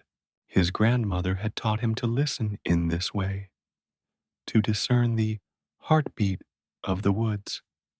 And here, the heartbeat was slow, deep, and immensely powerful. He ran his fingers over the surface of one of the stones. It was cool to the touch and surprisingly porous, as if it had absorbed the moisture and the essence of the surrounding earth for an immeasurable span of time. He could feel the subtle imperfections, the minuscule craters and ridges that told the story of its slow formation, its patient weathering. He thought of the immense forces that had shaped these stones, the geological upheavals, the gradual erosion, the persistent growth of life around and within them. The path began to narrow in places, then widen, as if responding to the terrain, or perhaps to some internal logic of its own. It wound its way around the colossal trunks of the ancient trees, skirted around moss-covered boulders that loomed like fallen giants, and occasionally dipped into hollows where the shadows deepened to an almost absolute blackness. Ivan found himself instinctively mirroring the path's contours, his movements becoming more fluid, more attuned to the subtle inclines and declines of the ground. The very act of walking here was a lesson in adaptation, a shedding of his ingrained human ways of moving through the world. He noticed a subtle difference in the vegetation flanking the path. The mosses here were a deeper, more vibrant green, almost luminous. Ferns unfurled with an unusual grace. their fronds impossibly intricate, and wild flowers, small and shy, bloomed in unexpected nooks, their colors muted, but their fragrance surprisingly potent. It was as if the path itself was a conduit, not just for passage, but for a heightened vitality, a concentrated essence of the wild. He remembered another of his grandmother's sayings, a riddle she often posed. What has roots, as nobody sees, is taller than trees. Up, up it goes, and yet never grows. The answer, of course, was a mountain. But here, standing amidst these ancient sentinels, with this timeless path beneath his feet, the riddle felt more complex, more layered. The mountain was a marker of permanence, of enduring strength. But this path felt like something that transcended even that.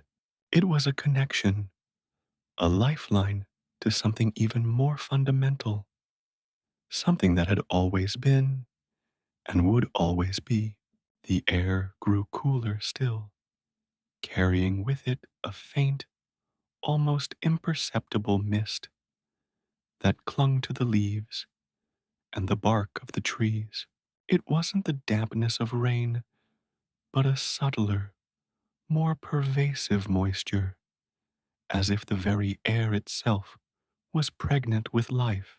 Ivan took a deep breath, the cool air filling his lungs, and he felt a strange sense of cleansing, as if the dust of his ordinary life was being washed away, leaving him more receptive, more present.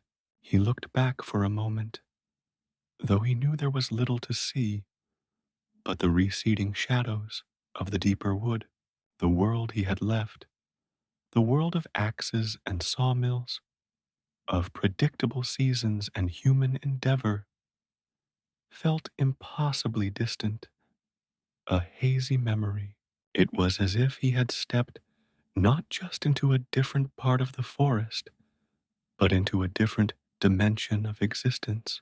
The path ahead beckoned, its allure growing stronger with every step, drawing him further into its ancient, unfolding mystery.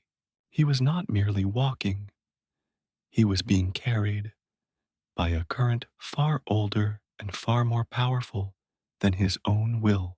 The journey had truly begun. The stones beneath his feet were not just markers of a path, but stepping stones across the river of time itself. He was a man of wood and steel, of muscle and sinew, venturing into a realm where the very trees held the weight of forgotten lore, and the earth whispered secrets of an age beyond human comprehension. And with each crunch of his worn boots, he felt himself becoming less of the man he was, and more of something entirely new, shaped by the silent, inexorable power of the unseen trail. He felt the stones humming beneath his soles, a low vibration that resonated not just through his body, but through his very soul, a confirmation that he was on the right track, a track woven from the very fabric of the ancient world. The patterns on the bark of the trees were no longer just visual curiosities. They seemed to shift and coalesce, forming glyphs that hinted at meanings he could almost grasp. Like half-remembered dreams, they were whispers from the past, etched in the enduring language of wood. And even with his sharpened senses and his open heart, was beginning to read them. He noticed how the path seemed to favor the bases of the oldest trees, weaving a reverence into its very course, as if acknowledging the primacy of these ancient sentinels. It was a path that did not conquer the landscape, but flowed with it, an integral part of the forest's grand design. The air, too, held a peculiar quality, carrying the faint, sweet scent of an unknown blossom, a fragrance that seemed to weave itself into the very moss and damp earth, a subtle enchantment that promised both wonder and a hint of peril. The dappled light, where it managed to penetrate the dense overhead canopy, painted ephemeral mosaics on the stone, shifting and swirling with a subtle, almost hypnotic rhythm. Even found himself mesmerized, caught in the silent dance of light and shadow. He felt a growing awareness of the interconnectedness of all things here, the roots anchoring the trees shielding the path guiding him deeper into the heart of this ancient realm. It was a realization that humbled him, stripping away the arrogance of his human perspective. He was but a small, transient part of a vast, eternal tapestry. The weight of the axe in his hand had lessened, not physically, but in its significance. It was still there, a part of his identity, but it no longer felt like the primary tool of his existence. The path itself was the guide, and his own willingness to follow its silent, subtle direction was the true instrument of his journey. He felt a sense of anticipation building within him, a thrill that was both exhilarating and a little unnerving. He was stepping into the unknown, but it was an unknown that called to him, a mystery that resonated with a deep ancestral chord within his being. The silence of the forest was not a void, but a plenum, teeming with unseen life and unheard stories. He was learning to listen to it, not with his ears, but with his entire being, feeling the subtle vibrations that emanated from the earth, sensing the slow, deliberate respiration of the ancient trees. This was a different kind of knowledge, one that bypassed the intellect and spoke directly to the soul. The stones underfoot seemed to pulse with a faint internal warmth, a subtle energy that seemed to flow up through his legs and into his core, awakening dormant senses, sharpening his perception. It was as if the path itself was alive, a living entity guiding him through its ancient domain. He was not merely treading upon stones. He was walking upon the accumulated wisdom of ages, each worn surface a testament to the passage of countless seasons, of forgotten lives, of the enduring spirit of the wild. The subtle scents and the shifting light were not mere sensory experiences. They were the language of this place, a language that Ivan was slowly, tentatively beginning to understand. The path was more than a route, it was a revelation. The stones beneath Ivan's boots shifted from the smoother, river-worn variety to those of a more rugged, quarried appearance. Yet, even these showed signs of immense antiquity, their edges softened by centuries, if not millennia, of exposure to the elements. They were set with a deliberate precision that spoke of intention, each one a stepping stone, not just across the forest floor, but across the vast expanse of time itself. The path, which had felt like a natural fissure in the earth, now began to assert itself as something more constructed, something laid down by hands long turned to dust. As he ventured deeper, the forest transformed yet again. The trees, though still colossal, were of a different character, their bark thick and gnarled, coated in a velvety moss so deep and pervasive it gave them the appearance of ancient, slumbering beings draped in emerald cloaks. The canopy overhead was so dense that only slivers of light pierced through, creating a perpetual, hushed twilight that seemed to hold the very essence of mystery. It was in this dim, verdant gloom that Ivan first encountered them, the great stones. They were immense, far larger than any man, rising from the earth like weathered monoliths. They weren't scattered randomly, but stood in a deliberate formation, flanking the path as if guarding a threshold. The surfaces of these stones were not merely rough-hewn rock.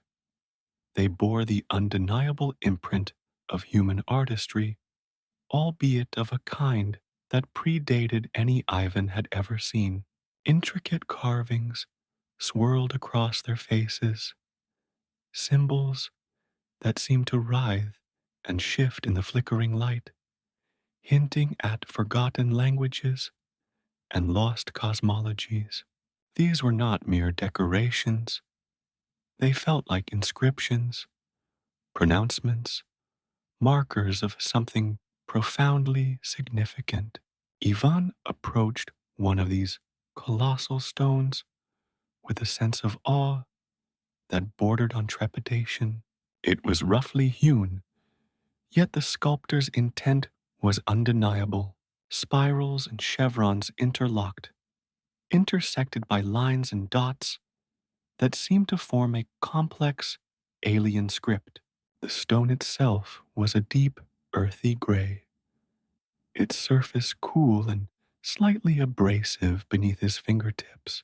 As he traced a particularly intricate symbol, a circle with a series of radiating lines, a strange sensation coursed through him. It was not a sound, nor a vision, but a fleeting impression, a sudden, vivid flash in his mind's eye. He saw spectral figures, cloaked and hooded, moving with a slow, ritualistic grace around a similar stone, their hands raised, their movements synchronized with an unseen rhythm.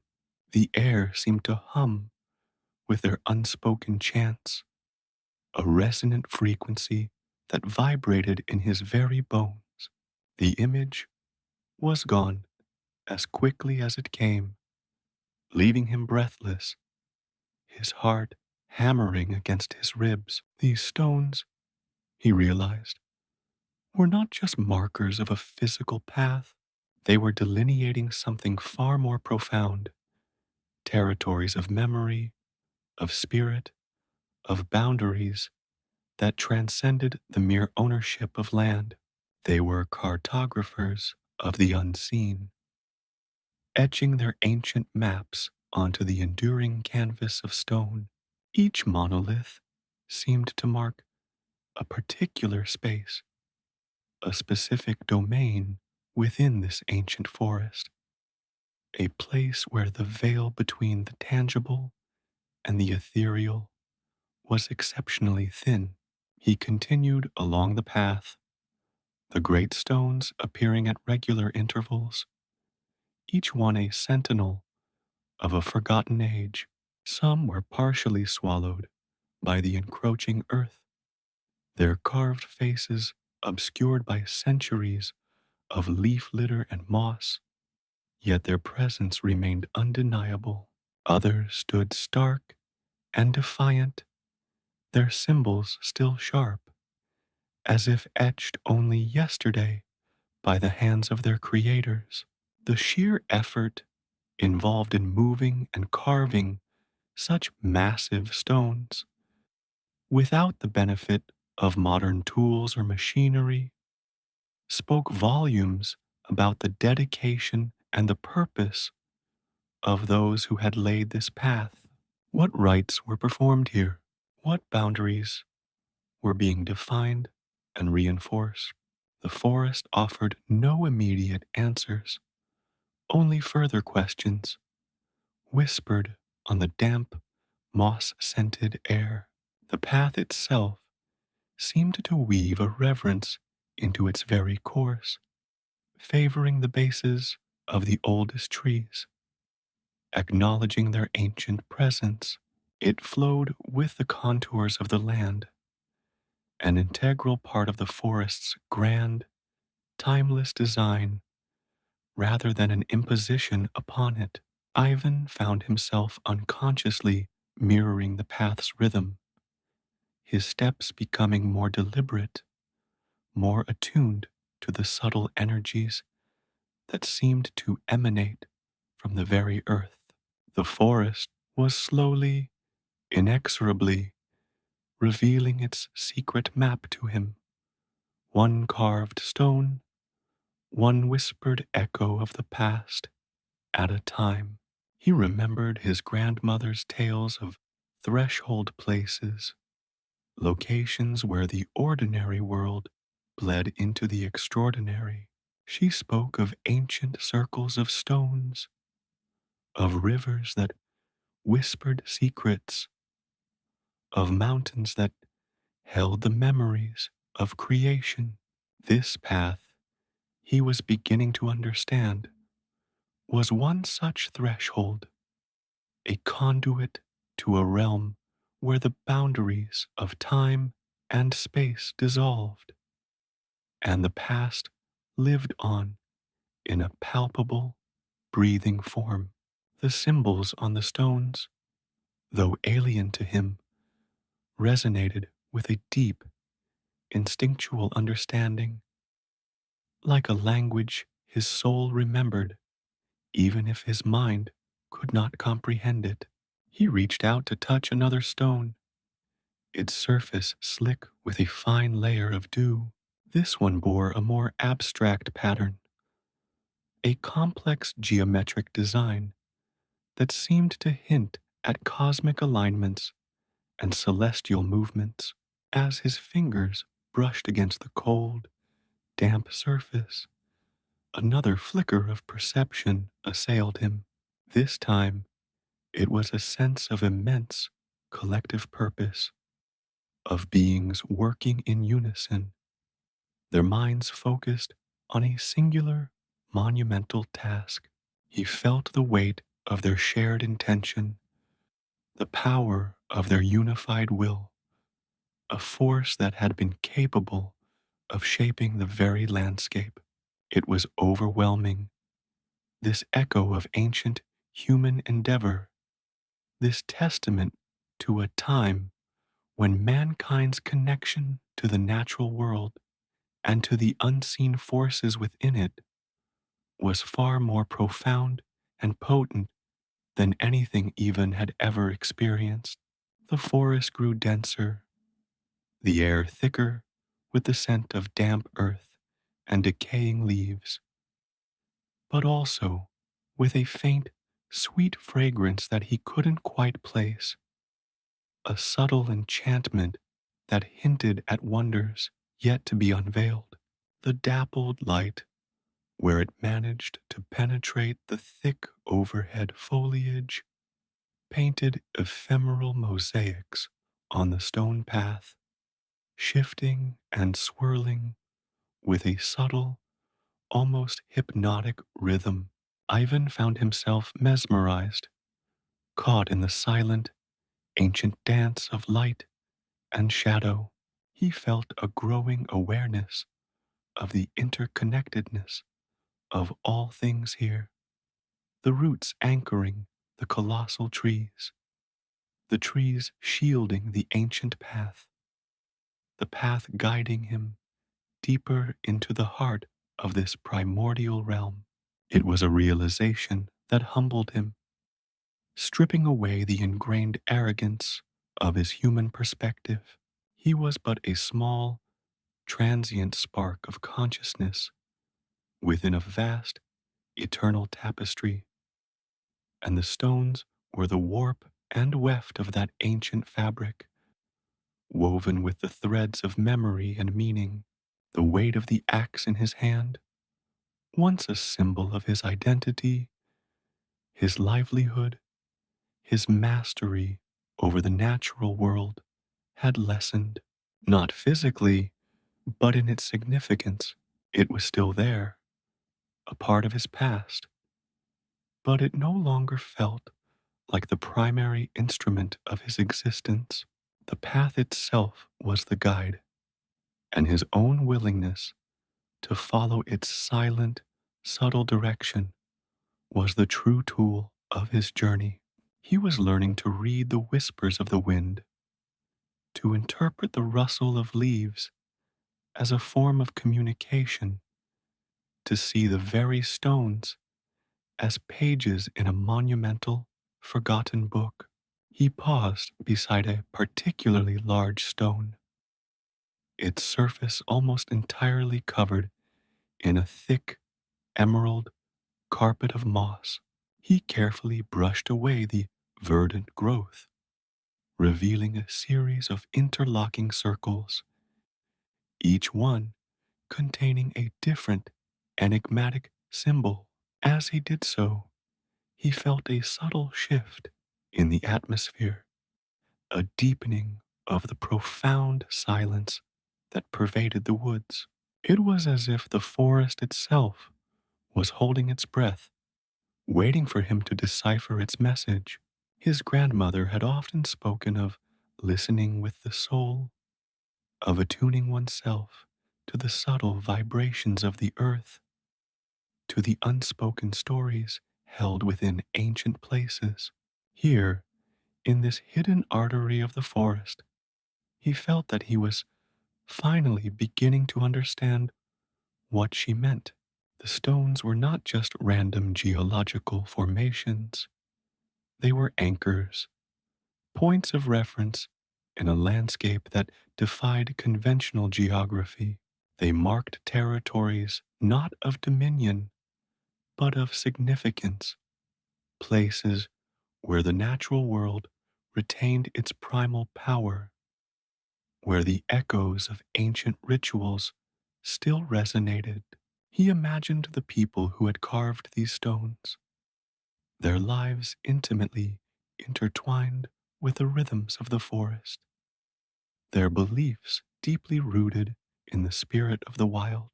They had understood something that had been lost to his own time, a connection that transcended the material, a reverence for the unseen forces that shaped the world. He pressed his palm flat against the cool, moss-covered surface of another monolith. This one pulsed with a faint, almost imperceptible warmth, a subtle energy that seemed to flow up through his arm and into his core, awakening dormant senses, sharpening his perception. It was as if the path itself was alive, a living entity guiding him through its ancient domain. And these stones were its heartbeats, its points of awareness. He was not merely treading upon stones, he was walking upon the accumulated wisdom of ages, each worn surface a testament to the passage of countless seasons, of forgotten lives, of the enduring spirit of the wild. The subtle scents and the shifting light were not mere sensory experiences. They were the language of this place, a language that Ivan was slowly, tentatively beginning to understand. The path was more than a route. It was a revelation, an unfolding narrative written in stone and moss and the silent, watchful presence of the ancient trees.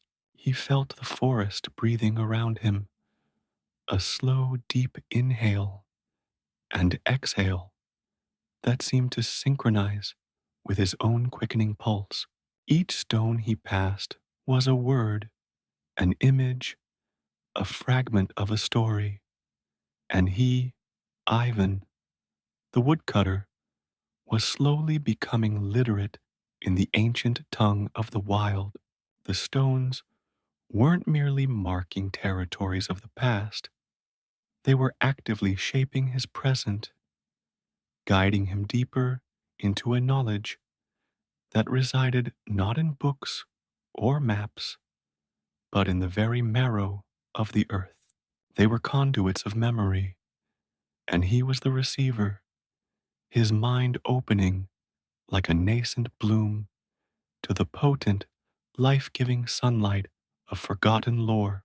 The carvings seemed to deepen as he looked at them, the lines becoming more pronounced, the symbols more resonant, as if acknowledging his presence, his willingness to engage with their silent testament.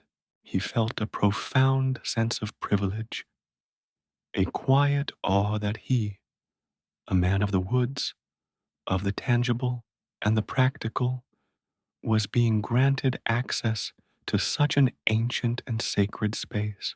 The forest was no longer just a collection of trees and undergrowth. It was a living library, and the stones were its illuminated manuscripts, waiting for a reader to decipher their secrets.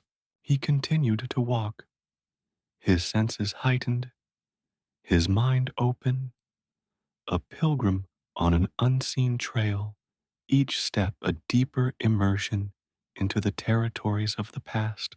The forest whispered its secrets not in words, but in the texture of stone, the scent of moss, and the play of light through an ancient canopy. And Ivan was finally learning to listen. The stones were not merely markers, they were guardians, keeping watch over the threshold between his world and a world long vanished but not forgotten. The air itself felt charged, vibrating with the residual energy of rituals performed under skies unmarred by human industry, by actions that spoke of a profound connection to the earth and its hidden powers. He saw, in the way the stones were positioned, a deliberate mapping of energies, a charting of sacred lines that crisscrossed the forest, defining spaces of power, of healing, and perhaps of remembrance. The very ground beneath him felt alive, not just with the teeming life of insects and small creatures, but with a deeper, more ancient pulse, the slow, steady heartbeat of the earth itself. The stones were its punctuation marks, its vital nodes, each one a testament to a history that ran deeper than human memory, a history etched into the very bones of the world.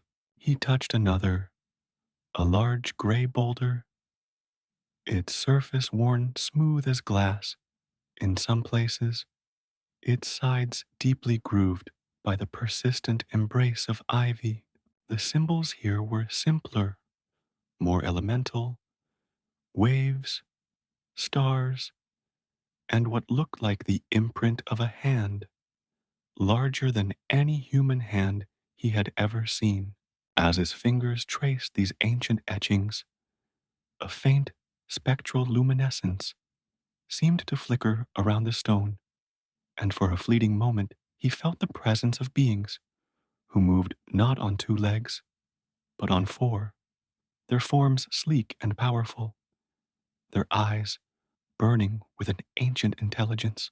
These were not human territories, but something far older, something that predated even the builders of these stone markers. The stones, he realized, were not just marking human territories, they were acknowledging and perhaps even attempting to integrate the territories of the other beings who had inhabited this wild, sacred place. The forest was a layered tapestry of lives, of memories, and the stones were its threads, weaving together a narrative that spanned epochs. He felt a profound sense of wonder at the complexity of this hidden world, a world that existed just beyond the periphery of ordinary perception, waiting to be discovered by those with the eyes to see and the heart to feel. The path continued to unfold, revealing more of its ancient secrets, and Ivan, the woodsman, felt himself transforming, becoming an unwitting archaeologist of the unseen, a student of a language written in stone, spoken by the wind and understood by the soul. The weight of his axe seemed to diminish with each new revelation, replaced by the growing weight of understanding, of a newfound connection to the very essence of the wild. The territories of the past were not merely historical sites, they were living, breathing spaces, and he was now, by some unseen grace, a part of their enduring legacy. The path, having guided him through the silent sentinels of carved stone, now opened into a space of profound stillness. It was a clearing, not formed by the random fall of trees, but as if sculpted by intent, a deliberate void within the dense tapestry of the forest. The oppressive gloom of the deeper woods receded, replaced by a soft, diffused light that filtered down from a sky glimpsed through a less crowded canopy. Here, the forest seemed to exhale, the air taking on a quality of hushed reverence, a palpable quietude that settled over Ivan like a shroud woven from centuries of undisturbed peace. It was a place where the very air seemed to absorb sound, leaving only the faintest whisper of his own breathing, a sound that felt intrusive in its stark humanity. At the heart of this clearing, drawing Ivan's gaze with an almost magnetic force, stood the remnants of a shrine. It was a structure that had long surrendered to the embrace of time and nature, weathered timbers, silvered and softened by countless seasons, sagged with a weary grace, their joints loosened, their surfaces deeply fissured. At its base, and indeed clinging to its very structure, were stones.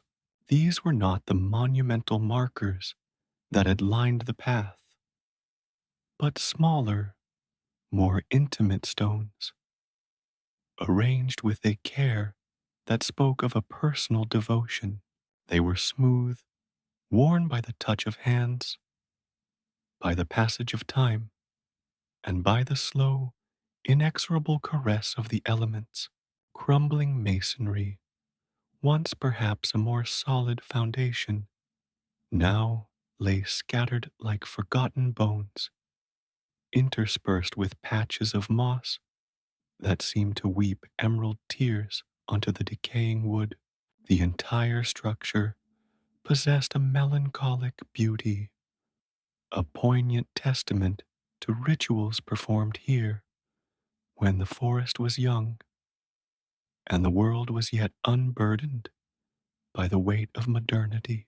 It was a place that felt steeped in memory, saturated with the echoes of forgotten devotions. Ivan stepped further into the clearing, his boots crunching softly on a carpet of fallen leaves and a fine layer of dust that had accumulated over ages. His eyes scanned the area around the shrine, and it was then that he noticed them, the offerings. They lay scattered at the base of the shrine, partially obscured by fallen leaves and the encroaching moss. Yet their presence was undeniable, imbued with a power that transcended their faded forms. There were stones, not quarried or carved like the monoliths, but smooth, gray river stones, each one chosen for its perfect, rounded form, as if plucked from the heart of a pristine stream. They were arranged in small, deliberate clusters, some placed with a precision that suggested a pattern, a silent language only the forest could read. He picked one up, its surface cool and slick against his palm, and he felt a faint, lingering warmth, a ghost of the energy that had been imbued within it. Beside the stones were pieces of petrified wood, their intricate grain preserved in stone, each fragment a miniature sculpture wrought by the slow alchemy of time and earth. These pieces were not random fragments, but seemed to have been shaped, their edges smoothed, their surfaces polished, perhaps by the same hands that had placed the stones. They lay like fallen stars, remnants of ancient forests now transmuted into something eternal, placed here as tokens of deep reverence for the cycles of life and death, of transformation and renewal, tied with what appeared to be strips of dried sinew, or perhaps some equally ancient fiber, were bundles of dried herbs. Even after centuries, a faint, subtle fragrance still clung to them, the ghost of rosemary, of thyme, of plants whose medicinal and spiritual properties had been known and revered by those who walked this path long before him. These were not mere decorations, they were potent symbols, offerings meant to appease, to commune, to invoke the blessings of the spirits of the place. The very act of drying and bundling these herbs spoke of a deep understanding of the forest's bounty, of a knowledge that went beyond simple sustenance, reaching into the realms of healing and spiritual connection. Scattered among these were small, strangely shaped carvings. They were fashioned from wood, bone, or perhaps even hardened clay, and their forms defied easy description.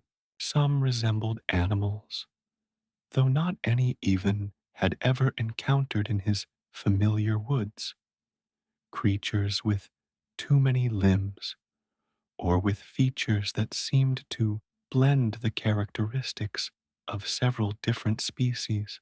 Others were abstract, geometric shapes, spirals that seemed to twist inward upon themselves, circles intersected by lines, patterns that spoke of celestial movements or the flow of unseen energies.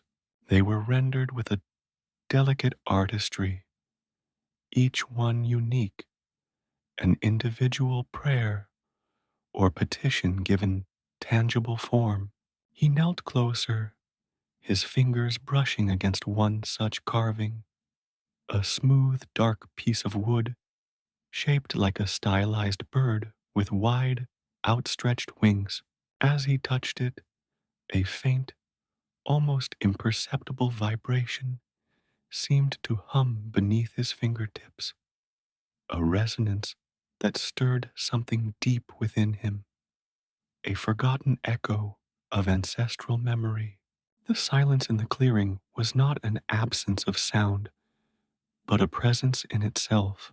It was a profound stillness, a quiet so deep that it seemed to absorb not only the sounds of the forest, but also the very essence of noise itself.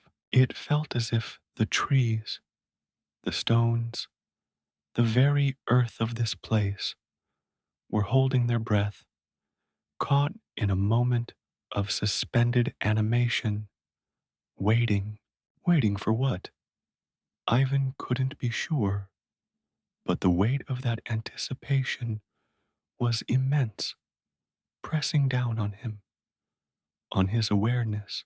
It was as if the forest itself had become a sentient being, observing him, its ancient consciousness focused on this small, solitary figure standing before the decaying shrine.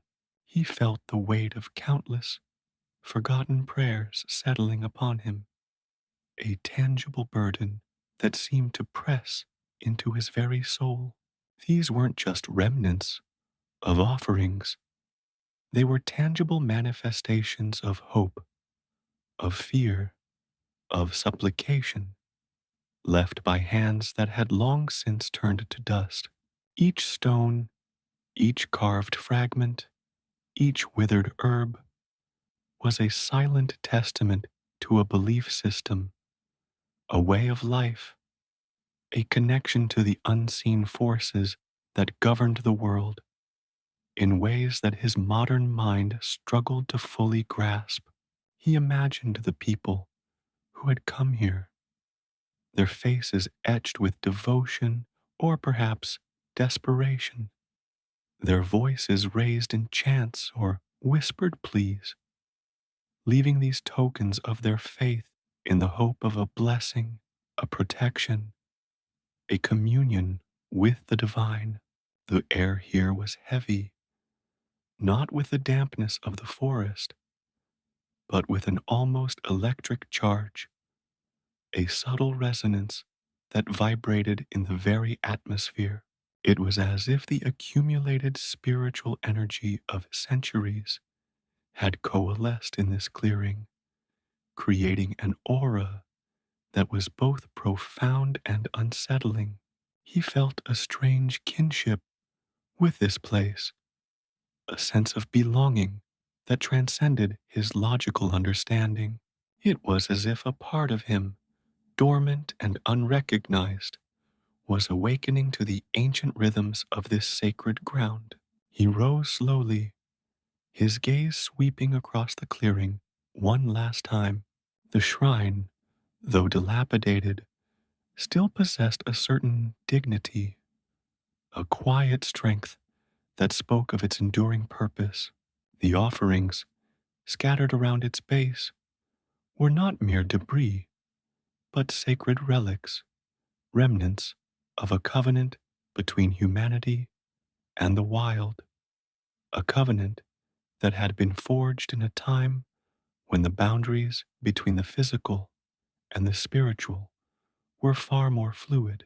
He felt a profound sense of reverence for those who had created this place, for their deep connection to the earth, for their understanding of a world that existed beyond the immediate and the tangible.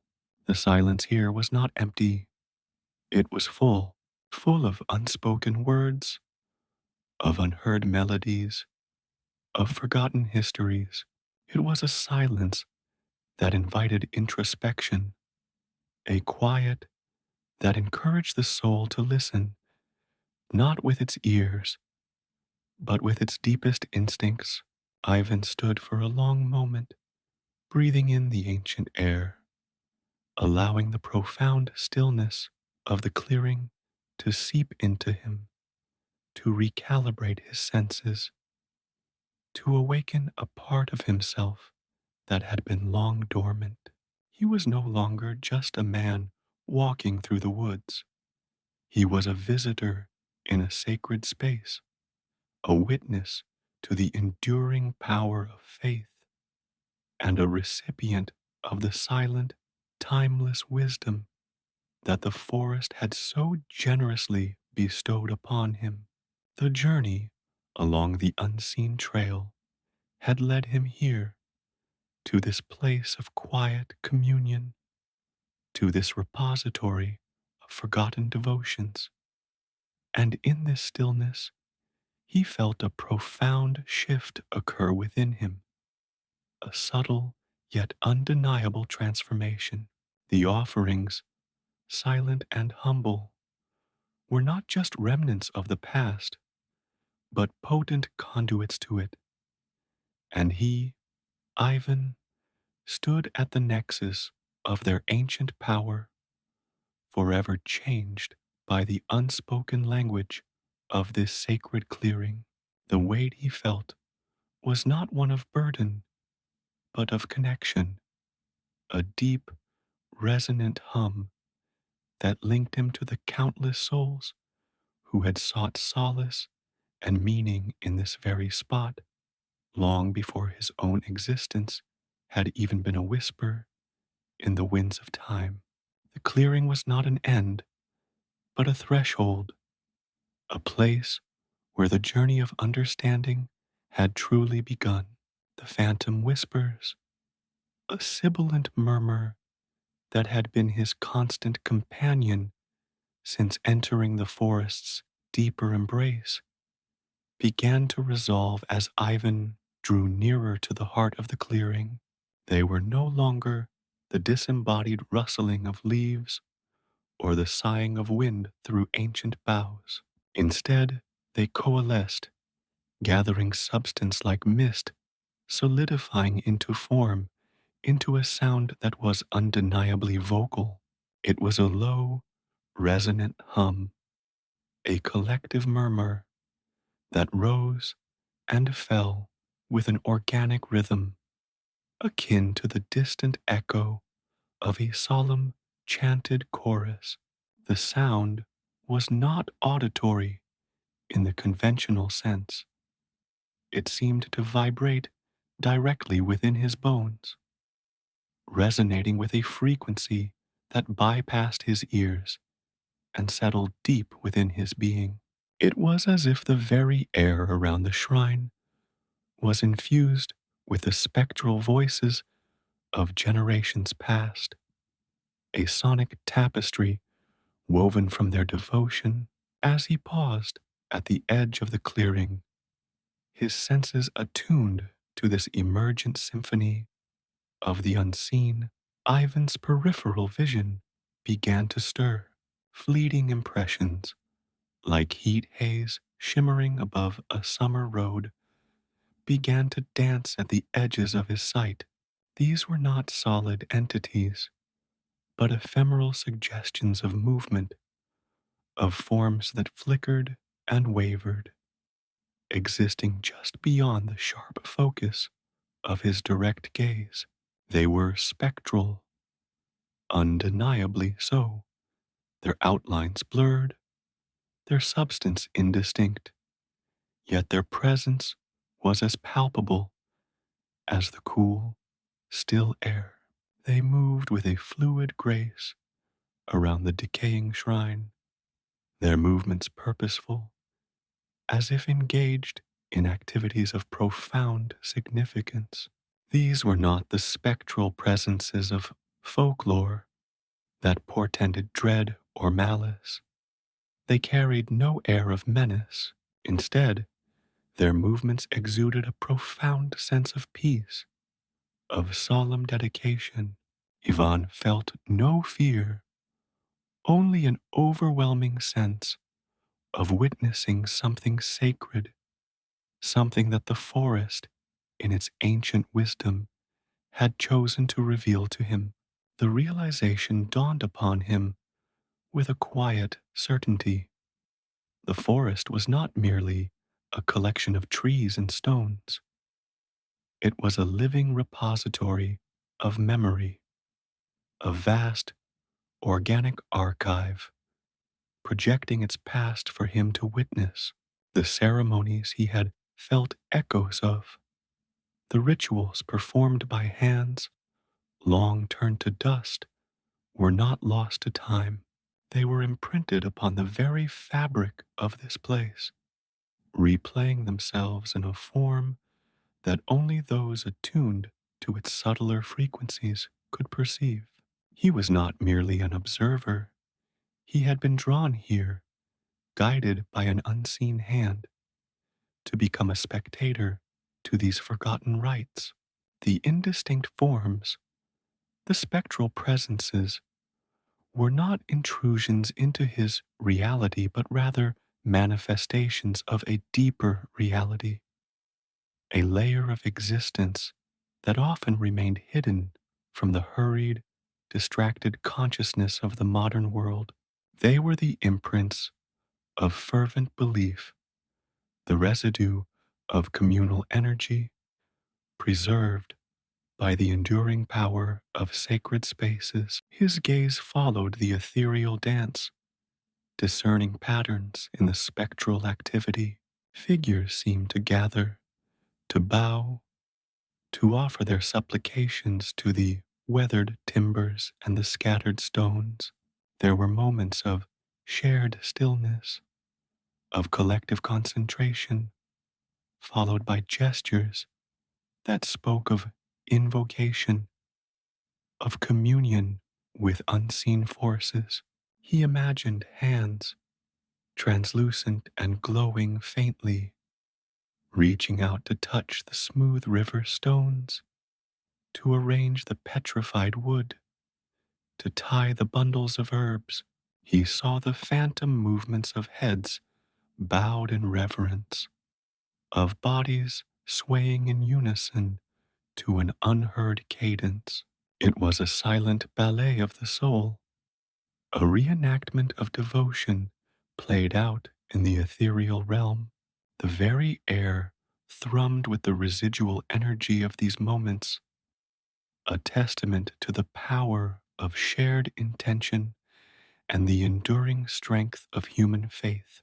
He began to understand the significance of the detritus he had been gathering on his earlier excursions, the fragments of wood, the oddly shaped stones, the bits of sinew and fiber. They weren't random findings, discarded remnants of nature's indifference. They were imbued with the residue of these ancient, time-worn practices. Each piece he had pocketed, each artifact he had carefully collected, was steeped in the lingering essence of these forgotten ceremonies. The smoothness of a stone wasn't just from the river's flow, it was from the countless touches of devoted hands. The polished surface of the petrified wood wasn't just the work of geological time, it was the result of diligent, respectful preparation by those who sought to honor the earth's transformations. The dried herbs, even in their desiccated state, carried the spectral aroma of their intended purpose, their potency amplified by the spiritual context in which they were offered. He remembered the faint warmth he had felt from the river stone, the almost imperceptible vibration from the carved wooden bird. These sensations were not illusions, but direct contact with the energetic imprint left by these ancient rituals. The forest, in its infinite capacity to absorb and retain, had preserved these imprints, making them accessible to those who were open to receiving them. He, Ivan, was one of those fortunate few. The forest was not merely showing him the past, it was allowing him to feel it, to connect with it on a visceral level. The spectral forms around the shrine were the living embodiment of this connection, the tangible manifestation of the enduring power of faith. He found himself instinctively mirroring the gestures he observed in the spectral figures, a slight inclination of his head, a subtle shift in his posture, an unconscious mirroring of their focused attention. It was as if his own being was being drawn into the ancient rhythm of the place, his own consciousness aligning with the frequencies of remembrance.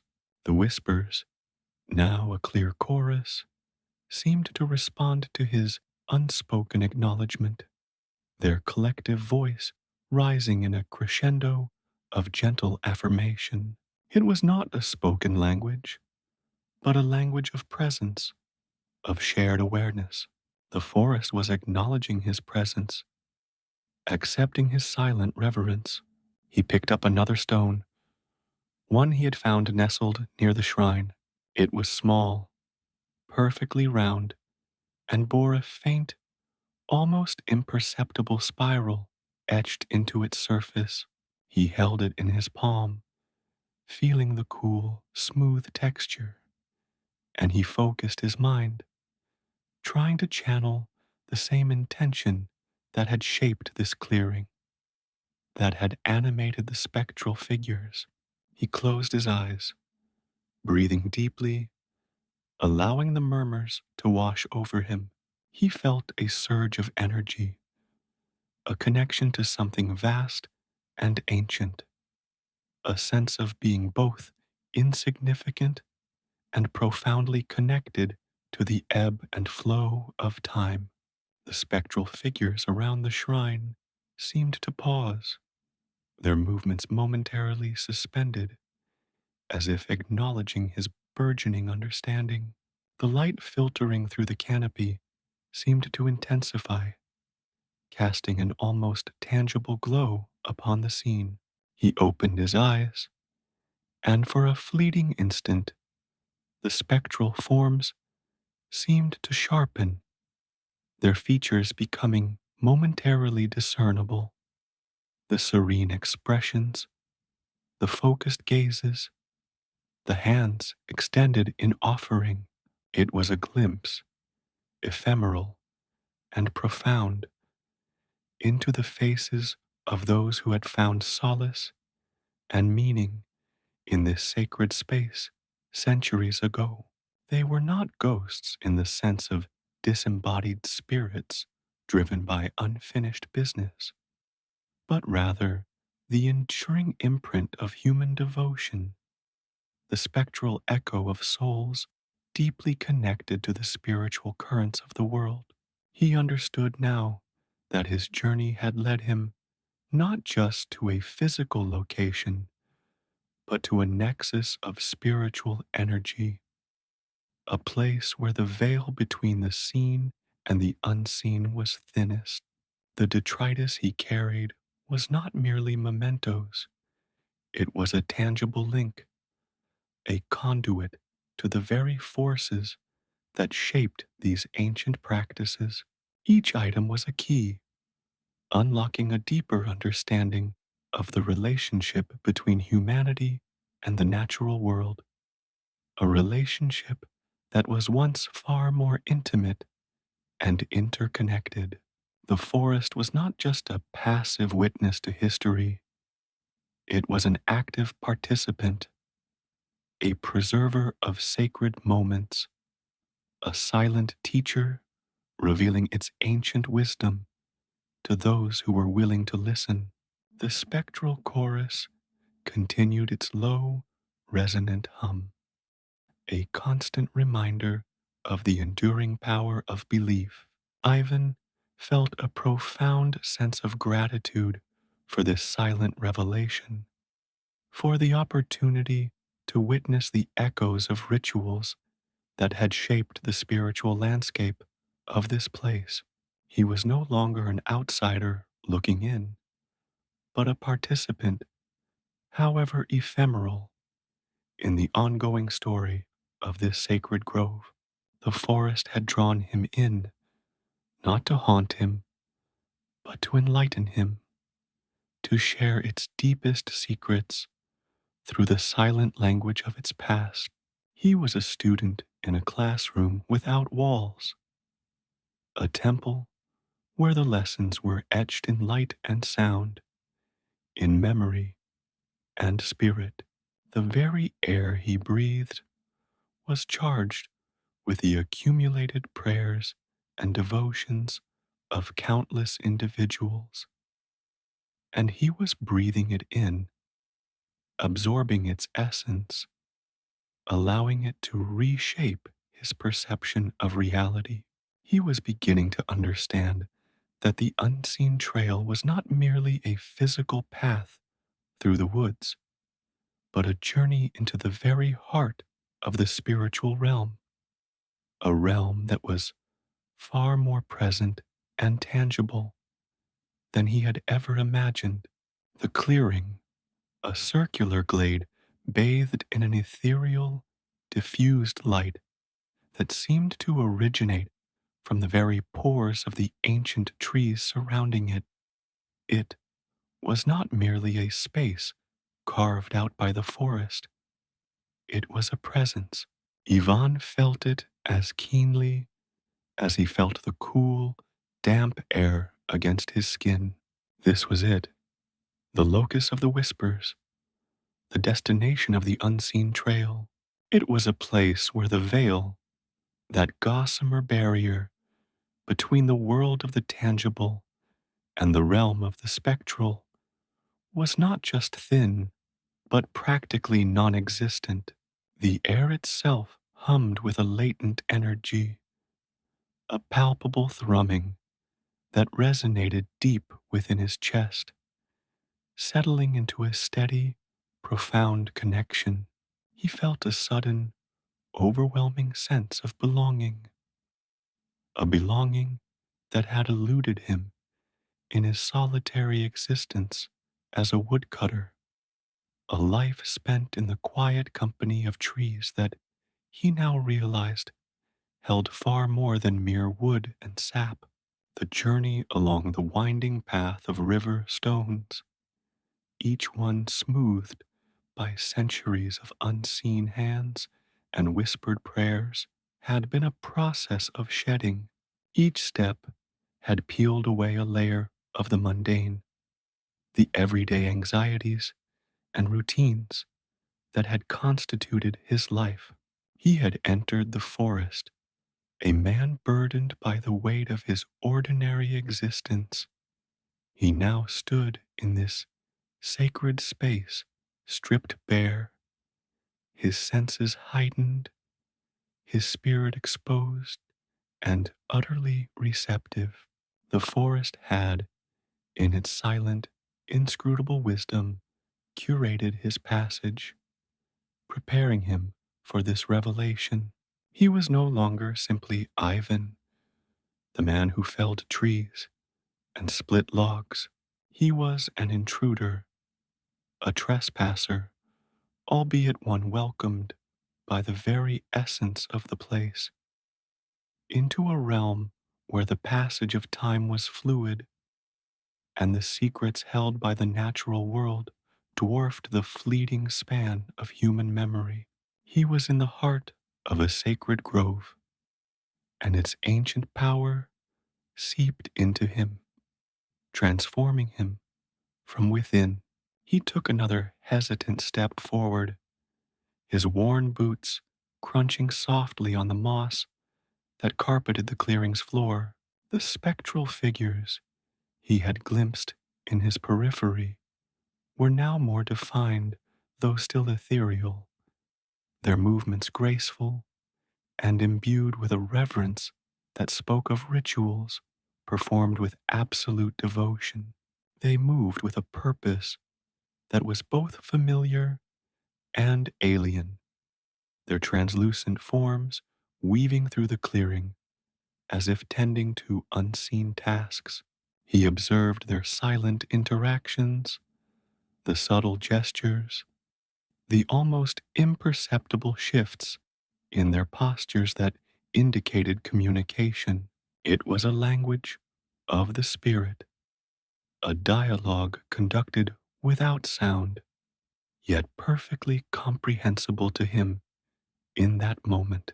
He felt an involuntary urge to mirror their movements, to align his own presence with the ancient rhythm that pulsed through this glade.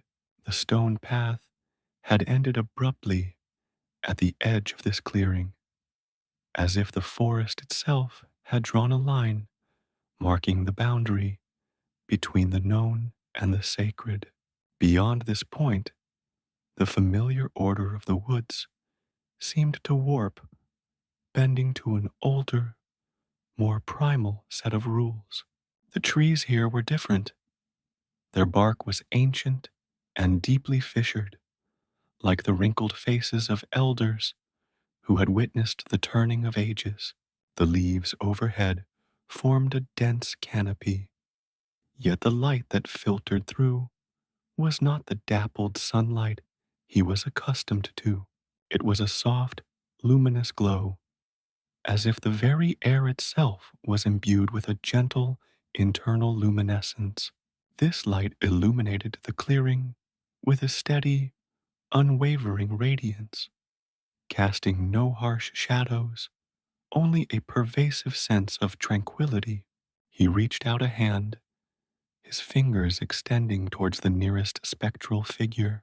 It was a woman, her form indistinct, but emanating a gentle warmth that he felt even before his fingertips made contact. Her eyes, when he dared to look, were pools of profound peace, reflecting an understanding that transcended earthly knowledge. Her gaze met his, not with surprise or alarm, but with a quiet recognition, as if she had been expecting him, as if his arrival had been anticipated for millennia. In that fleeting moment of connection, he felt a surge of understanding, a sudden clarity that illuminated the purpose of his journey. He wasn't simply exploring a forgotten corner of the forest. He was being initiated, invited into a deeper communion with the primal forces that shaped this world. The ground beneath his feet was soft, yielding, covered in a thick carpet of moss and fallen leaves that had long since decomposed into the earth. It felt alive, breathing, a testament to the ceaseless cycle of growth and decay that sustained this place. Scattered across the clearing were peculiar arrangements of stones, some etched with symbols that Ivan couldn't decipher but felt the resonance of, others worn smooth as if by the passage of countless hands. There were also remnants of what looked like ancient offerings, petrified wood twisted into intricate shapes, bundles of dried herbs tied with what appeared to be strands of sinew, and small, intricately carved wooden totems. These were not random detritus. They were artifacts of devotion, tangible evidence of the profound reverence that had been bestowed upon this place over untold centuries. He knelt beside one of the stone circles, tracing the faint spirals etched into its surface with a fingertip. The stone was cool to the touch, yet he felt a subtle vibration emanating from it, a faint pulse that seemed to sync with his own heartbeat. It was as if the stone itself held a memory, a record of the hands that had placed it there, the prayers that had been whispered over it. He imagined the people who had gathered here, their faces lit by the same ethereal light, their voices raised in song or chant, their lives intertwined with the spiritual currents of this sacred grove. They were the unseen architects of this place, their collective energy having imbued it with a power that endured long after their physical forms had returned to the dust. The whispers that had first drawn him into the forest now seemed to coalesce around him, no longer just a disembodied sound, but a symphony of voices, a chorus of ancestral spirits. They spoke not in words, but in a language of feeling, of emotion, of pure, unadulterated connection. They spoke of the forest's deep wisdom, of its enduring resilience, of its role as a guardian of ancient truths. They spoke of the delicate balance of life and spirit, of the interconnectedness of all things, of the profound power that resided in nature, a power that humanity had, in its haste and its hubris, largely forgotten. Even felt himself absorbing these unspoken messages, his mind opening to a perspective that was both humbling and exhilarating. He looked up at the towering trees, their branches reaching towards the heavens like ancient arms raised in supplication. They were more than just arboreal giants. They were living conduits, channels through which the energy of the earth flowed upwards, connecting the subterranean realm with the celestial. He felt a profound kinship with them, a sense of shared existence that transcended the boundaries of his own species. He understood that his wood cutting, which had once been a means of survival, was now a form of desecration if not approached with the respect and understanding that this place demanded. He felt a pang of regret for the trees he had felled without true reverence, for the life he had so carelessly ended without acknowledging its inherent spirit. A flicker of movement at the edge of his vision drew his attention. Another spectral figure, this one appearing as an elder, his form more substantial than the others, stood near a particularly ancient oak, its roots delving deep into the earth like grasping fingers. The elder's eyes, though ancient, held a spark of vitality, a knowing gaze that seemed to penetrate Ivan's very soul. He raised a hand, his gesture slow and deliberate, and Ivan felt a surge of intuition. It was an invitation, a silent beckoning to approach, to engage, to learn. The path ahead was no longer a physical one, but a journey into the depths of his own understanding, guided by the ancient custodians of this sacred space. The air grew heavier, charged with an almost tangible presence, as Ivan continued to move deeper into the clearing.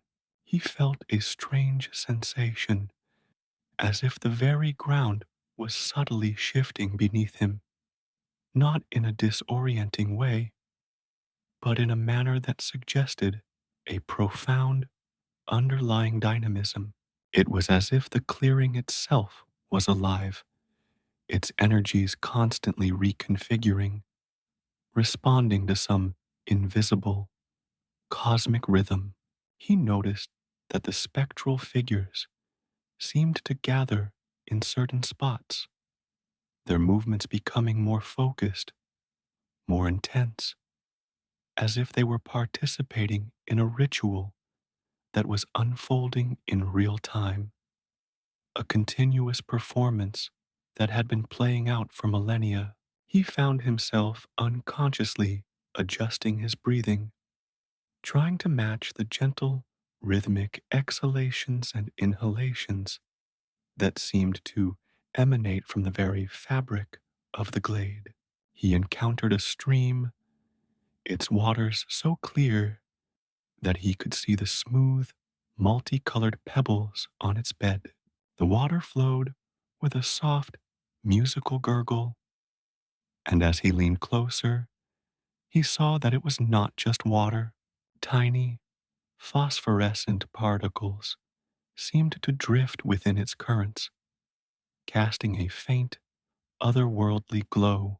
He dipped his hand into the stream, and the water was neither cold nor warm, but possessed a sensation that was entirely new, a vibrant, invigorating touch that seemed to send a jolt of pure life force through his arm.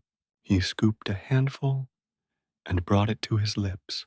The taste was unlike anything he had ever experienced, a blend of pure earth, ancient rain, and a subtle sweetness that spoke of hidden blossoms and sun-warmed stones. It was the water of life, he felt, the very essence of the forest's vitality. As he drank, a wave of clarity washed over him, not just mental clarity, but a deeper, more visceral understanding of his place within the natural world. The anxieties and doubts that had plagued him for so long seemed to dissipate, replaced by a profound sense of peace and interconnectedness. He saw himself not as a separate entity, but as an integral part of the vast, intricate tapestry of existence. The trees, the rocks, the stream, the very air he breathed, they were all extensions of himself, and he was an extension of them. This realization was both humbling and empowering, a revelation that fundamentally altered his perception of reality. The spectral figures, who had previously seemed to be engaged in independent actions, now began to converge. They formed a loose circle around a large flat stone at the center of the clearing, a stone that seemed to pulse with a faint inner light. Ivan felt an irresistible pull towards this central point, a magnetic force that drew him in, compelling him to join their silent assembly. He moved towards them, his steps no longer hesitant, but filled with a growing sense of purpose. As he approached, the spectral figures turned towards him, their translucent faces conveying an unspoken welcome, a silent affirmation of his presence. He was no longer an observer, but a participant, an integral part of the ancient ritual unfolding before him. He stood at the edge of the circle, feeling the combined energies of the spectral forms radiating outwards. There was a sense of profound anticipation in the air, a palpable tension that spoke of a momentous occasion. He looked at the central stone, its surface smooth and unmarked, yet radiating an aura of immense power. He understood that this stone was the heart of the clearing, the focal point of all the energies that converged here. It was a nexus, a point of connection between the physical and the spiritual realms, a place where the boundaries between worlds dissolved. He felt a deep urge to touch the stone, to lay his hands upon its surface and connect with the ancient power it contained. As he extended his hand, the spectral figures around him seemed to lean in, their silent encouragement a palpable force. His fingertips brushed against the stone, and a tremor ran through him. It was not a physical sensation, but a deep, resonant vibration that seemed to awaken something within his very being. Images flashed through his mind, ancient ceremonies, the gathering of herbs, the carving of sacred symbols, the casting of blessings, a torrent of memories belonging to generations long past, yet somehow also his own.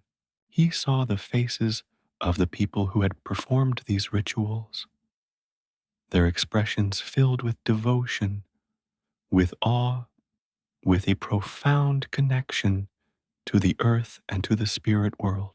He saw the reverence with which they treated the forest, their understanding of its sacred nature, their deep respect for its life-giving power. He realized that this reverence was the key, the fundamental principle that underpinned all their practices. It was this reverence that had imbued the clearing with its enduring power, its ability to transcend the limitations of time and space. He understood now that his journey had been more than just a physical trek through the woods. It had been a pilgrimage, a spiritual quest, a journey into the heart of the forest's ancient wisdom. The whispers, the spectral visions, the subtle energies he had encountered along the unseen trail, they were all part of a grander design, a deliberate unveiling of the forest's deepest secrets. He had been chosen, guided, and prepared for this moment to witness and to understand the profound interconnectedness of all life, the enduring power of reverence, and the sacred essence that permeated every fiber of the natural world. The forest had opened its heart to him, and in doing so, had begun to open his own. He was no longer just Ivan, the woodcutter. He was a student of the ancient ways, a recipient of the forest's profound gifts, and a testament to the enduring power of the unseen trail.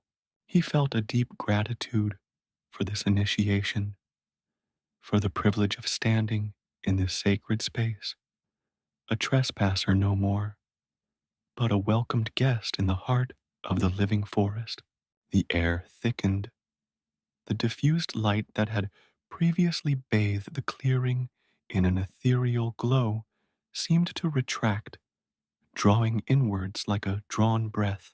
From the deepest recesses of the surrounding ancient trees, where shadows clung with a tenacity that defied the pervasive luminescence, a presence began to form. It was not a sudden materialization, but a slow, deliberate gathering, as if the very essence of the shadowed undergrowth was coalescing, weaving itself into a tangible form. Ivan watched, mesmerized, and utterly still, as the darkness began to take on a semblance of shape. The figure that emerged was less a solid entity and more a living tapestry of the forest itself.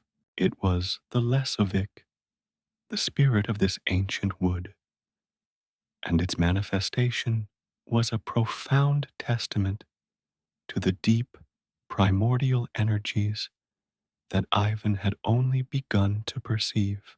Bark, gnarled and ancient as the oldest oaks, seemed to form its limbs, entwined with vibrant, clinging moss that pulsed with a subtle, internal life. Dappled light, filtered through the dense canopy overhead, played across its form, creating an illusion of constant motion, of shifting shapes and indistinct edges. There were no eyes in the human sense, no mouth, no clearly defined features that Ivan could grasp and categorize. Yet, despite this abstract nature, Ivan felt an intense, unwavering focus directed squarely at him. It was a gaze that bypassed the physical and pierced directly into his soul, an ancient, knowing scrutiny that held the weight of millennia. The overwhelming power emanating from the Lesovic was a paradox. It was a force that felt both utterly indifferent to Ivan's individual existence and deeply, intimately knowing of his very being.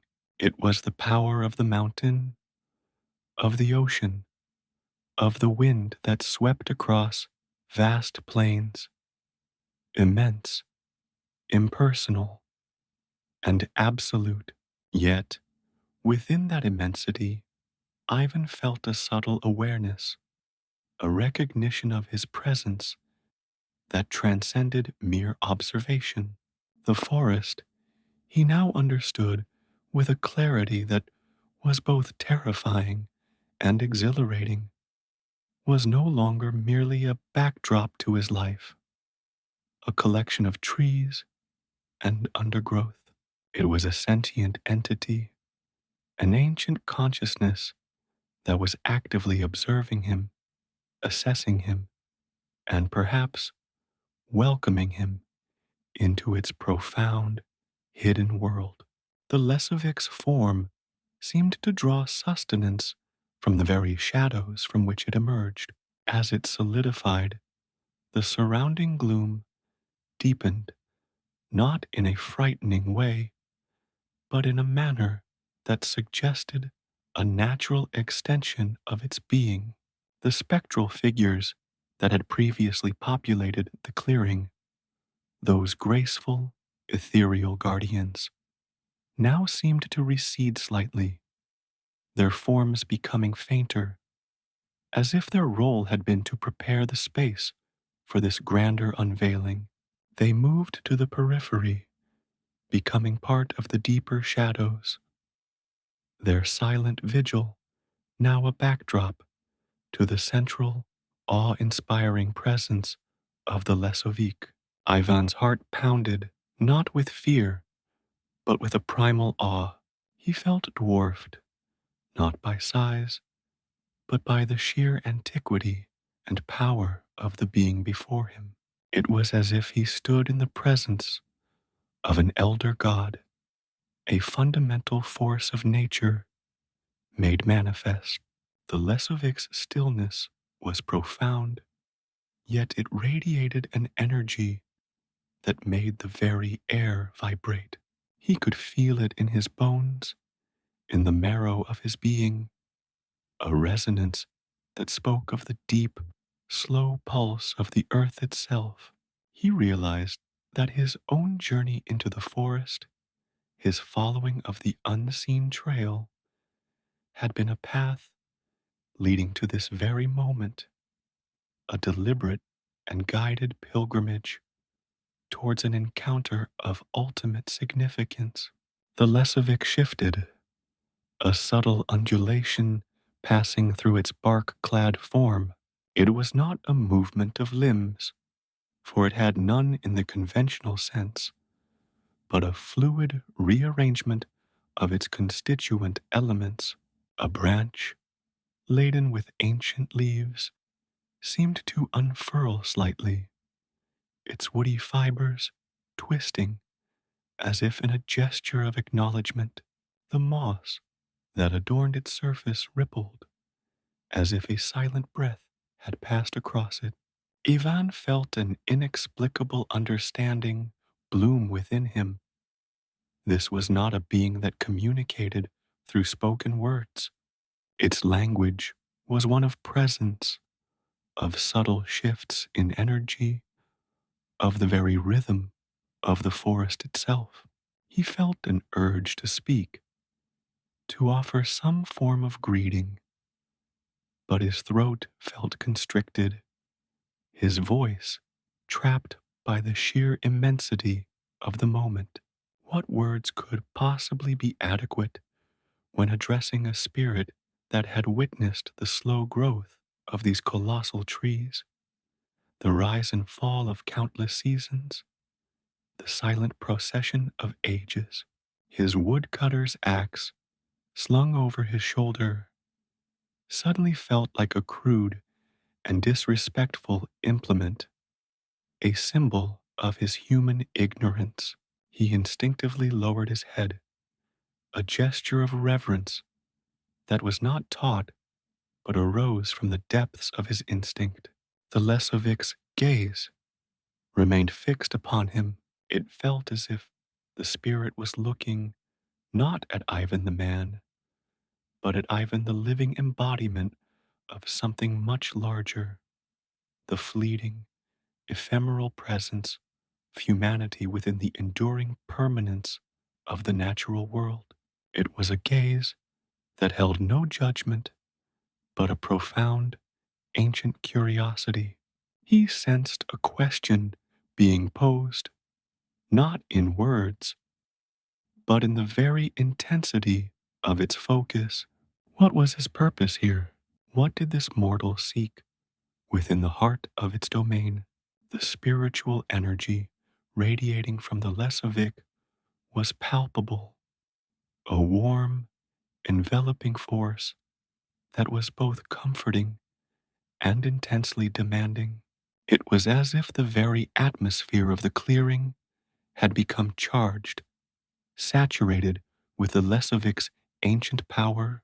The leaves on the trees seemed to rustle in unison, though there was no discernible wind. The stream's gentle murmur took on a deeper, more resonant tone. Everything within the clearing seemed to respond to the Lesovic's presence, to acknowledge its sovereignty. Ivan felt a wave of introspection wash over him. He thought of his life as a woodcutter, a life spent in intimate contact with the trees, yet a life lived in a state of profound disconnection. He had seen them as resources, as material to be shaped and utilized. He had not truly seen them, not in the way he now saw the Lesovic, as living, breathing entities intrinsically connected to a vast unseen network of life and spirit. He realized that his existence had been one of scratching at the surface, of engaging with the forest on a purely material level, oblivious to the vibrant, sentient heart that pulsed beneath. The Lesovic's form subtly shifted again, a cluster of fungi appearing and then fading on its bark-like surface, a fleeting bloom of bioluminescence pulsing within the moss. It was a constant, subtle redefinition, an eternal becoming. Ivan understood that this was not a static entity, but a dynamic embodiment of the forest's continuous cycles of growth, decay, and rebirth. It was the embodiment of the forest's enduring spirit, its ability to adapt, to endure, and to constantly renew itself. He felt a sense of deep gratitude for his journey, for the whispers that had guided him, for the unseen trail that had led him to this sacred place. He had entered the forest seeking solace from his lonely existence, and he had found something far more profound, a connection to something ancient, powerful, and infinitely wise. He was no longer simply Ivan, the solitary woodcutter. He was a witness, a student, and perhaps, in some small way, a bridge between the human world and the ancient, spiritual heart of the forest. The Lesovic continued to observe him, its presence a silent, powerful question. Ivan felt a deep need to respond, to convey his reverence, his newfound understanding, his desire to learn. He couldn't articulate it with words, but he hoped his stillness, his open posture, and the profound sense of awe that enveloped him would speak volumes. He was ready, ready to listen to the forest's ancient wisdom, ready to understand its deeper truths, ready to be transformed by the Lesovic's gaze. The light within the clearing seemed to gather more intensely around the Lesovic, as if the spirit itself was drawing the very essence of the glade's luminescence into its form. The spectral figures, previously visible at the edges, now seemed to be absorbed into the Lesovic's presence, their ephemeral forms blending seamlessly into the spirit's composite being. It was a unification, a culmination of the preparatory energies that had drawn Ivan to this place. The Lesovic was not merely an inhabitant of the clearing, it was the clearing's very soul, its animating force, its ultimate expression. As Ivan stood there, bathed in the soft, internal glow emanating from the spirit, he felt a profound sense of peace settle over him. The anxieties and stresses of his former life seemed to melt away, replaced by a deep, resonant calm. He understood that this encounter was not a test of his strength or his courage, but an invitation to a deeper understanding, a call to attune himself to the subtle frequencies of the natural world. The Lesovic's gaze, once perceived as an overwhelming focus, now felt like a gentle, encompassing awareness, a quiet acknowledgement of his right to be present. He slowly raised his hand, not in a gesture of greeting or supplication, but in a simple, almost instinctive reaching out. His fingers, weathered and rough from years of labor, trembled slightly as they extended towards the Lesovic. He made no attempt to touch it. The space between them was charged with an energy that made physical contact seem both unnecessary and impossible. It was a gesture of connection, a silent offering of his own nascent understanding, a testament to his willingness to engage with the profound spiritual currents that flowed through this ancient place. The Lesovic responded not with a movement, but with a subtle intensification of its luminescence. The dappled light within its form seemed to swirl and deepen, as if acknowledging his gesture. Ivan felt a surge of information, not in the form of coherent thoughts, but as a cascade of sensory impressions and intuitive understandings. He perceived the slow, patient rhythm of the tree's growth, the subterranean network of roots reaching out to each other like a vast, living consciousness, the intricate dance of the insects and small creatures that populated the forest floor, all interconnected and interdependent. He saw the passage of time not as a linear progression, but as a cyclical, ever present reality. He realized that his understanding of life had been severely limited. He had thought of it in terms of breathing, of movement, of recognizable forms. But here, in the presence of the Lesovic, he grasped a far broader definition. Life was in the slow unfurling of a fern frond, in the silent process of decomposition that returned nutrients to the soil, in the very stones that lay weathered and ancient upon the ground. Everything was alive, imbued with a spirit, a consciousness, however different from his own. The Lesovic was the ultimate expression of this universal vitality, the guardian and embodiment of the forest's enduring soul. The intensity of the Lesovic's gaze did not waver, but its quality seemed to shift.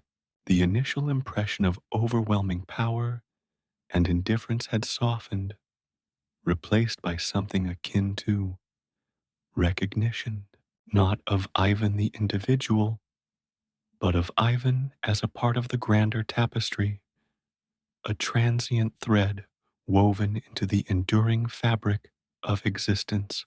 It was as if the Lesovic saw the forest's essence reflected within him, a flicker of its own ancient spirit awakened by his journey. He felt a profound sense of belonging, a feeling that had eluded him throughout his solitary life. Here, in the heart of the ancient wood, surrounded by the palpable presence of its spirit, he was not an outsider, not an intruder, but a welcomed guest. The forest had chosen him, guided him, and now, in its own enigmatic way, it was embracing him.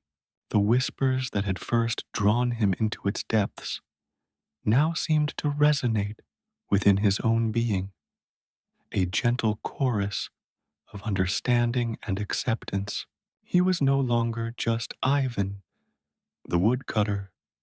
He was Ivan, the student of the forest, a soul finally finding its true place.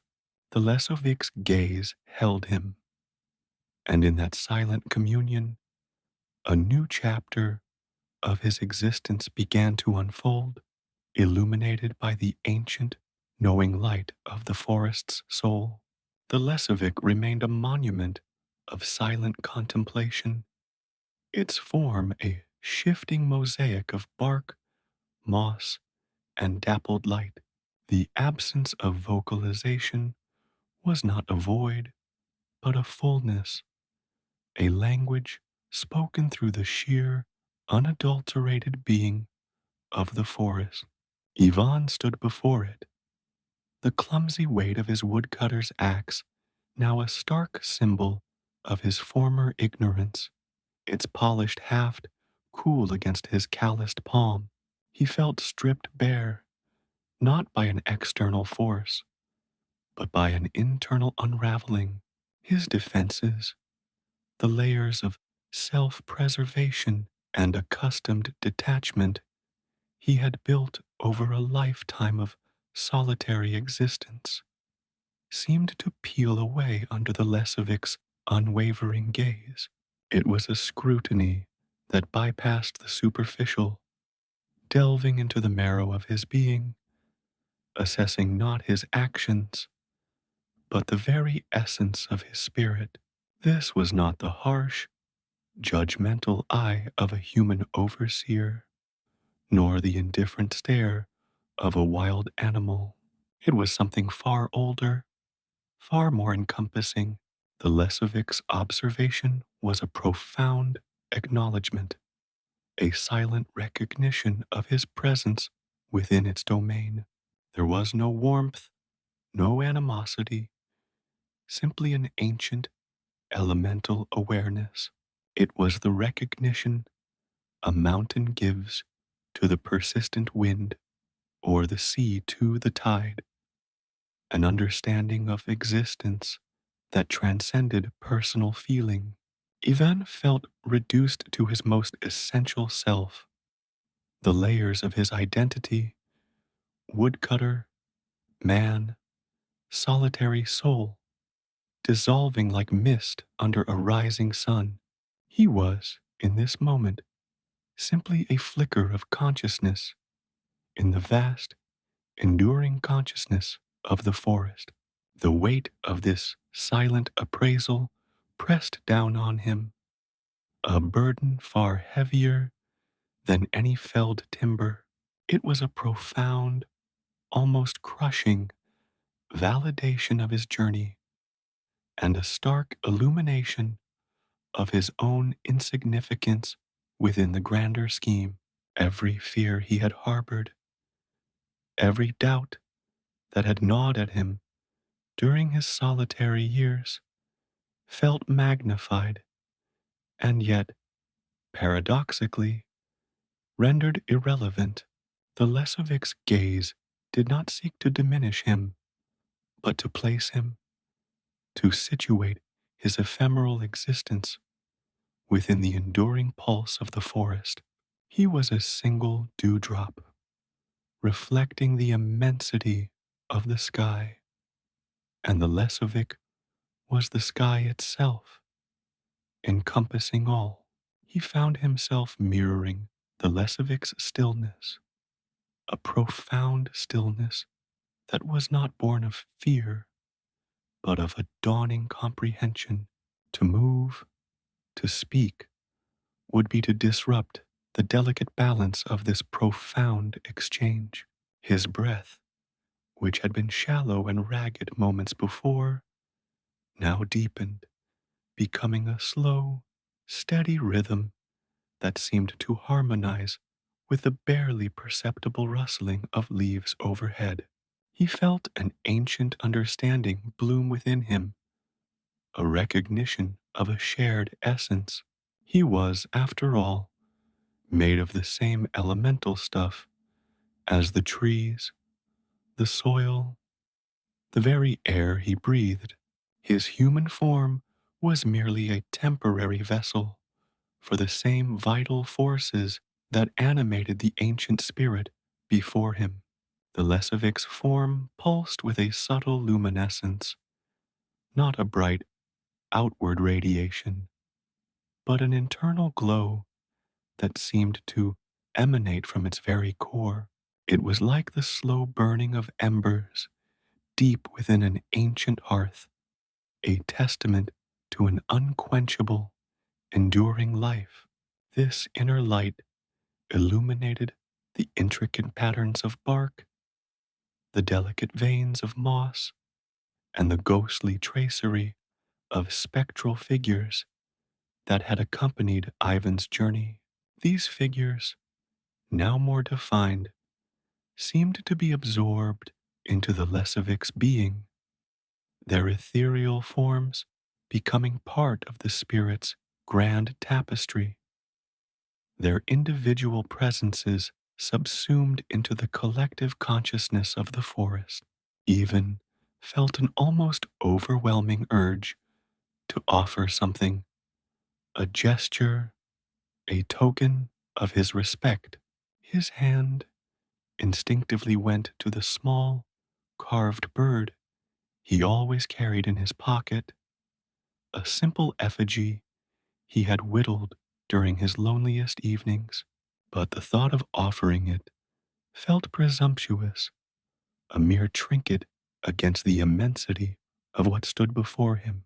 What could he possibly offer a spirit that embodied the entirety of this ancient wood, a spirit that held within it the memories of centuries, the silent wisdom of generations of trees? He realized that his offering would not be an object, but an openness, a willingness to receive, to learn, to be transformed. The Lesovic shifted again, a subtle undulation that rippled through its moss-laden form. It was not a movement that suggested intent or desire, but a natural unfolding, like the slow blooming of a flower or the gradual shaping of a riverbed. A branch, heavy with unseen blossoms, seemed to extend slightly, its woody fibers momentarily catching the diffused light, revealing a network of life-pulsing sap beneath its ancient bark. Ivan felt a surge of empathy, a deep, resonant connection to the slow, deliberate processes of the natural world. He understood that the Lesovic's existence was not one of conscious thought, as he knew it, but of being, of enduring, of participating in the endless cycles of life and death. He felt a strange sense of peace settling over him, an unexpected calm amidst the overwhelming intensity of the encounter. The anxieties that had plagued his solitary existence, the fear of loneliness, the gnawing doubt of his own worth, the unspoken longing for connection, all seemed to recede, replaced by a profound sense of belonging. He was not an intruder here, but a part of the forest's unfolding story. The Lesovic's gaze, while unflinching, was not accusatory. It was a simple, unwavering observation, a silent testament to his presence within its sacred space. The air around him seemed to grow heavy, not with oppression, but with a palpable presence. It was as if the very atmosphere of the clearing had become charged with the Lesovic's ancient energy. a vibrant, living current that flowed through every leaf, every root, every particle of soil, even felt this energy coursing through him, awakening dormant senses, allowing him to perceive the forest in a way he never had before. He could feel the slow, rhythmic pulse of the earth beneath his feet, the silent communication between the ancient trees, the intricate web of life that sustained this vibrant ecosystem. He looked at his hands, the rough, calloused skin a testament to years of physical labor, yet now, in the presence of the Lesovic, they seemed imbued with a newfound sensitivity. He could almost feel the life force humming beneath the surface, the same life force that animated the Lesovic, that flowed through the very roots of the colossal trees that surrounded them. His woodcutter's axe, still slung across his shoulder, felt heavy and incongruous, a relic of a world that had existed before this profound awakening. He understood that his relationship with the forest had irrevocably changed. He was no longer merely a taker, but a participant, a student, a humble observer. The Lesovic's form seemed to absorb the very essence of the clearing's light, its luminescence deepening with each passing moment. The spectral figures that had initially guided him now appeared as integral components of the Lesovic's being, their faint outlines merging seamlessly into the intricate patterns of bark and moss. It was a visual representation of unity, of the forest's singular, overarching consciousness. Ivan felt a profound sense of gratitude for this experience, for the whispers that had drawn him into its depths, for the unseen path that had led him to this sacred encounter. He felt a deep resonance within his own being, a subtle shift that aligned him with the ancient rhythms of the forest. The Lesovic's gaze, which had initially felt like an intense, almost overwhelming scrutiny, now felt like a gentle, encompassing awareness, a quiet acceptance of his presence. It was as if the Lesovic, in his vast, ancient wisdom, recognized a flicker of its own enduring spirit within him, an awakening consciousness that had been patiently waiting to be kindled. He raised his head, meeting the Lesovic's multifaceted gaze directly. There were no eyes in the human sense, yet he felt profoundly seen, understood. It was a gaze that held the weight of millennia, the silent accumulation of seasons, the enduring strength of the ancient wood. He felt an almost irresistible urge to offer his own story, his own life, to this ancient consciousness, not as a sacrifice, but as a sharing. His life as a woodcutter, though solitary, had been one of deep communion with the trees, a relationship built on respect, even if it had been a respect born of utility rather than true understanding. He realized that his journey into the heart of the forest had been a journey of self-discovery, a gradual shedding of the superficial layers of his human existence, revealing the deeper, more primal self that yearned for connection. The Lesovic's presence was a catalyst for this transformation, a silent affirmation that he was not alone, that he was part of something far grander and more enduring than he had ever imagined. The weight of his axe felt less like a burden now, and more like a symbol of his past, a testament to the journey that had brought him to this pivotal moment. He could feel the Lesovic's energy flowing around him, not as an overwhelming force, but as a gentle, nurturing current. It was the energy of growth, of renewal, of an enduring life that pulsed through the very veins of the forest. He felt a profound sense of peace, a quiet joy that settled deep within his soul. This was not a place of judgment or of fear, but a sanctuary, a place of profound wisdom and connection. The Lesovic's silent gaze was a form of communion, a deep, unspoken dialogue that transcended the limitations of human language. He understood that his previous interactions with the forest had been superficial, a mere scratching at the surface of its vast, intricate being.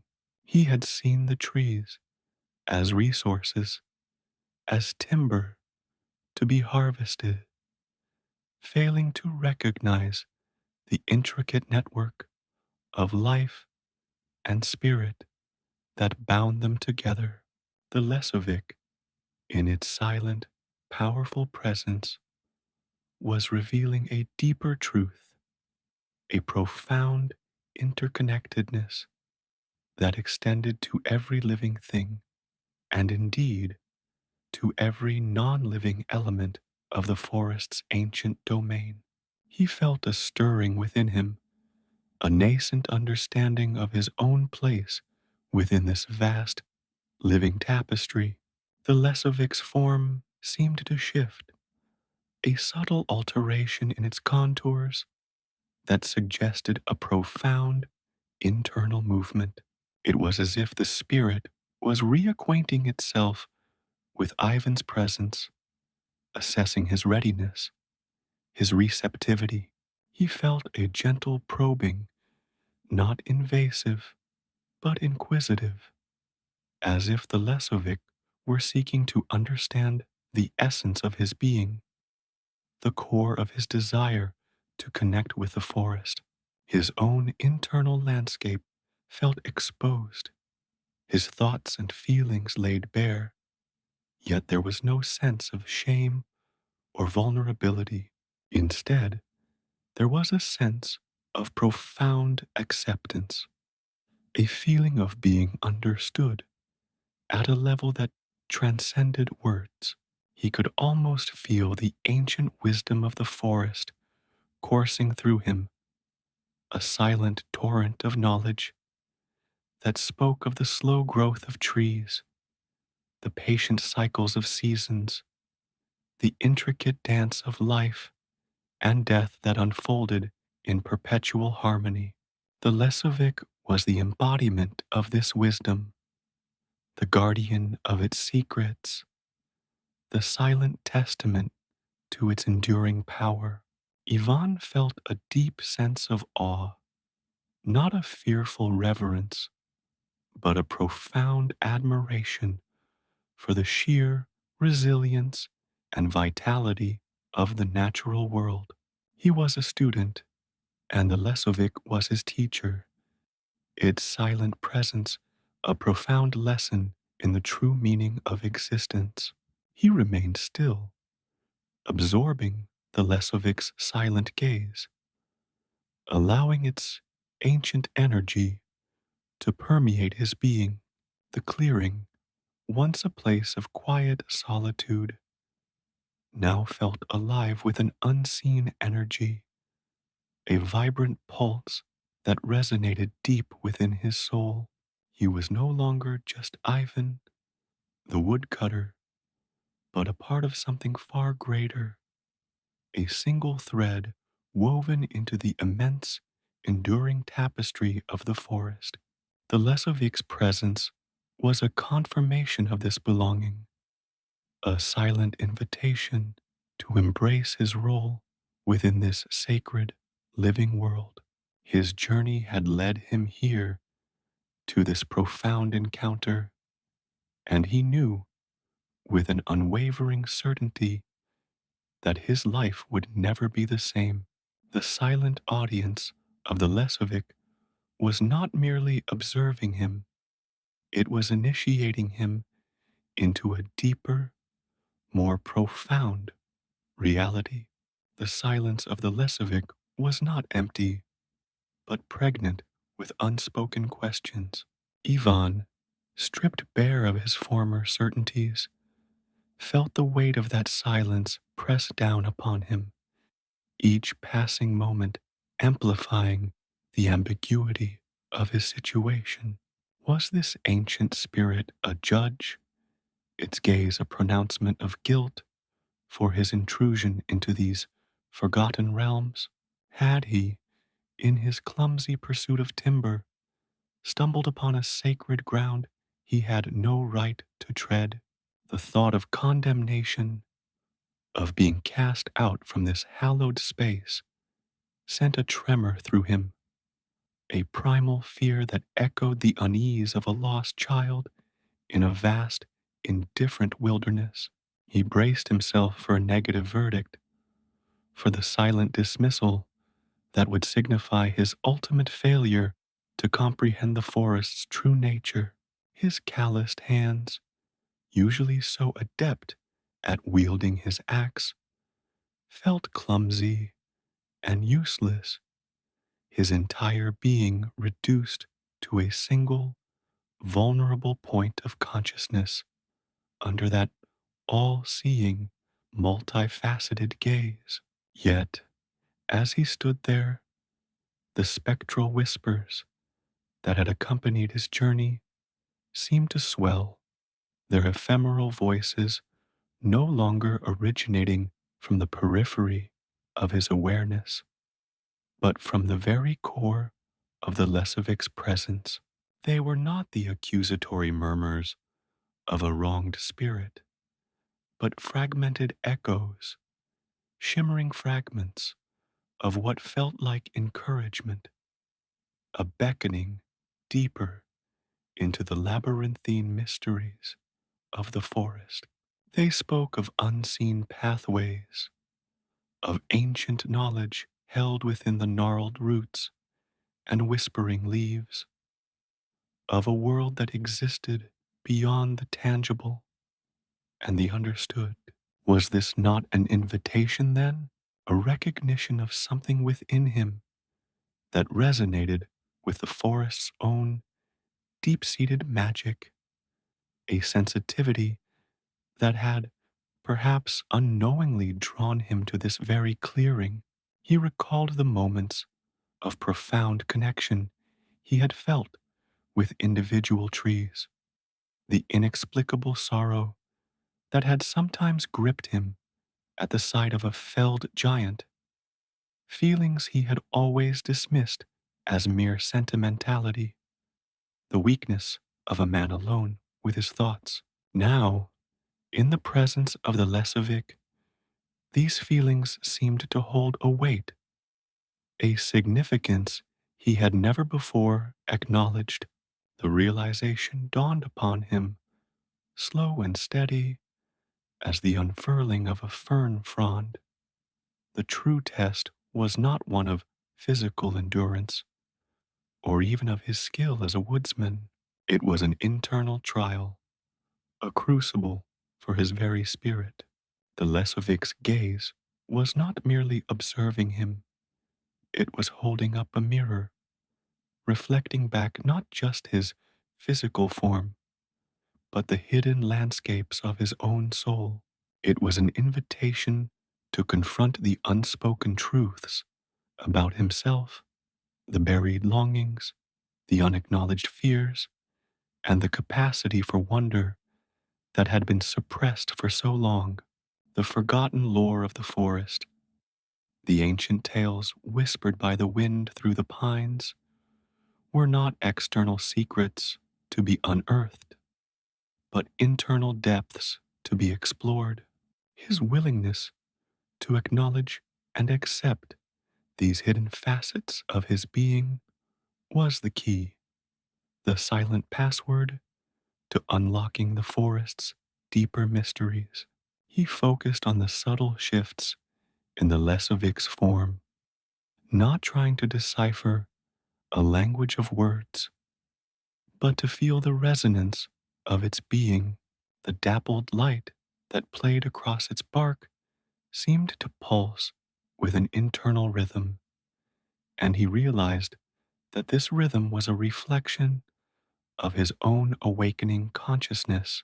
When his thoughts were clouded with doubt and fear, the light seemed to dim, the spectral whispers becoming fainter, more hesitant.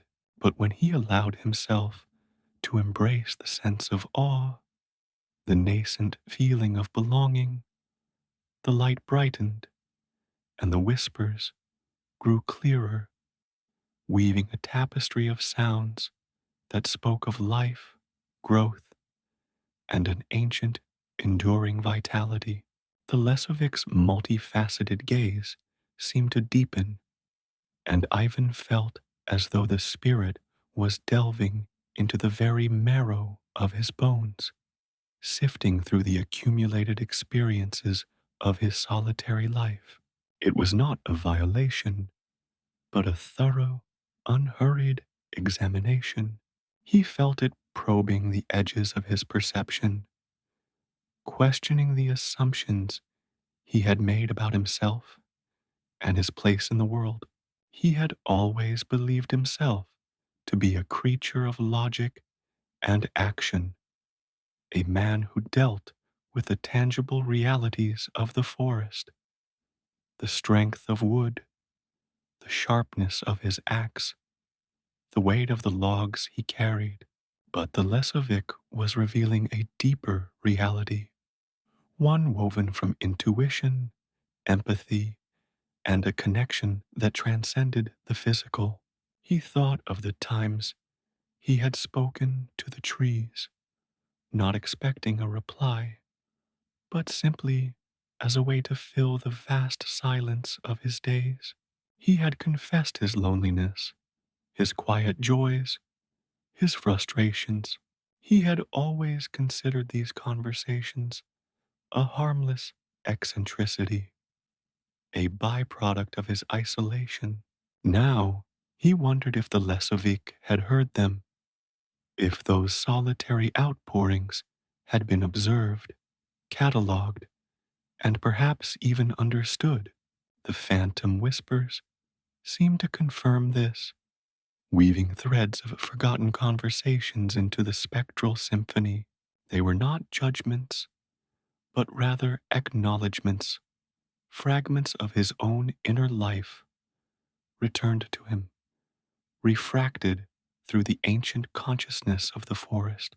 The initial fear of condemnation began to recede, replaced by a profound curiosity. What truths lay hidden within himself, waiting to be illuminated by the Lesovic's gaze? He had always shied away from introspection, finding solace in the repetitive, demanding labor of his craft. The thought of confronting the depths of his own psyche was daunting, akin to venturing into an uncharted part of the forest without a compass. Yet, the Lesovic's presence offered a strange form of reassurance. It was a guide, a silent mentor, its immobility a testament to its enduring wisdom. He extended his senses, trying to feel the forest, not just with his eyes and ears, but with his entire being. He felt the subtle vibrations of the earth beneath his boots, the gentle caress of the breeze against his skin, the scent of damp earth and decaying leaves filling his lungs. These were the sensory details he had always registered, but now they seemed imbued with a deeper meaning, a silent language of the forest that he was only just beginning to comprehend. The spectral figures, once ghostly apparitions, now appeared as extensions of the Lesovic itself, their ethereal forms tracing the invisible currents of energy that flowed through the clearing. He recalled a particularly harsh winter when a rogue storm had felled a magnificent ancient oak near his cabin. He had felt an inexplicable sorrow, a sense of loss that went beyond the practical inconvenience of lost timber. He had stood before the fallen giant for a long time, tracing the patterns of its bark, feeling the life force that had once condemned its mighty branches, now slowly ebbing away.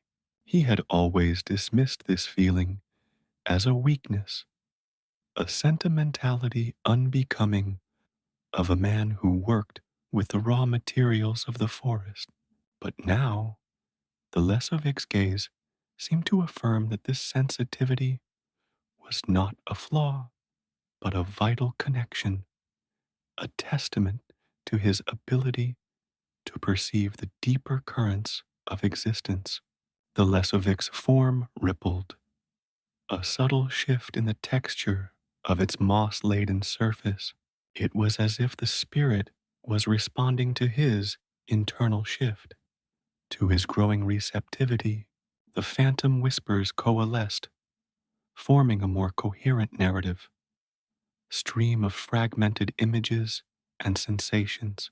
He saw flashes of ancient rituals, of forest spirits communing with each other, of the slow, deliberate growth of trees spanning centuries. These were not mere visions, they were impressions, intuitive understandings that bypassed the need for conscious interpretation.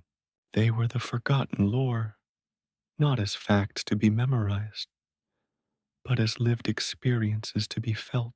He realized that his perception of the forest had been limited by his human perspective, by his need for concrete answers and defined boundaries. The Lesovic operated on a different plane, a realm where form and spirit were intertwined, where the physical and the metaphysical were inseparable. His readiness to embrace this fluidity, to suspend his disbelief and accept the reality of the unseen, was the true measure of his worthiness. The Lesovic was not demanding that he become a creature of the forest, but that he recognize the forest within himself, the primal connection that bound him to the natural world. He felt a growing sense of peace, a quiet confidence that settled over him like a warm blanket. The anxiety that had initially gripped him had transformed into a profound sense of anticipation. He was no longer an intruder, but a seeker. The Lesovic's gaze was not a judgment, but an acknowledgment of his journey, his willingness to step beyond the familiar and confront the unknown. The spectral figures seemed to dance around him, their movements mirroring his own internal blossoming, their whispers now a harmonious chorus of encouragement. He closed his eyes for a moment, allowing the full force of the Lesovic's presence to wash over him. He felt a sense of deep belonging, a recognition that he was not an anomaly, but a part of the intricate tapestry of life. The forest was not a passive backdrop to his existence, but a vibrant, living entity, and he, in his own unique way, was a thread within its grand design. The Lesovic's gaze, which had once seemed so imposing and inscrutable, now felt like a gentle embrace, a silent affirmation of his place in this ancient, sacred world. The test was not to conquer or to understand the forest in a human sense, but to surrender to it, to allow its spirit to flow through him, and in doing so, to discover the forest's deepest truths reflected within his own soul. He was ready to step further into the mystery. The air around Ivan thickened, no longer just the scent of pine and damp earth, but imbued with a potent, almost tangible hum. The Lesovic's presence, which had initially felt like a profound, external scrutiny, now seemed to be drawing something from within him, a silent exhalation of his very essence. It wasn't an aggressive stripping away of his identity, but rather a gentle, inexorable process of dissolution, like mist burning off in the morning sun. His former self, the solitary woodsman Ivan, the man of predictable routines and grounded realities, began to shimmer at the edges, its contours blurring as if viewed through water. Memories, long dormant and meticulously compartmentalized, surfaced not as distinct narratives, but as ephemeral sensations, impressions that resonated with the ancient, wild pulse of the forest. He saw his childhood, a blur of sun-drenched days, spent on the fringes of this very wood, his mother's hushed warnings about straying too deep, her voice a melody of both love and fear.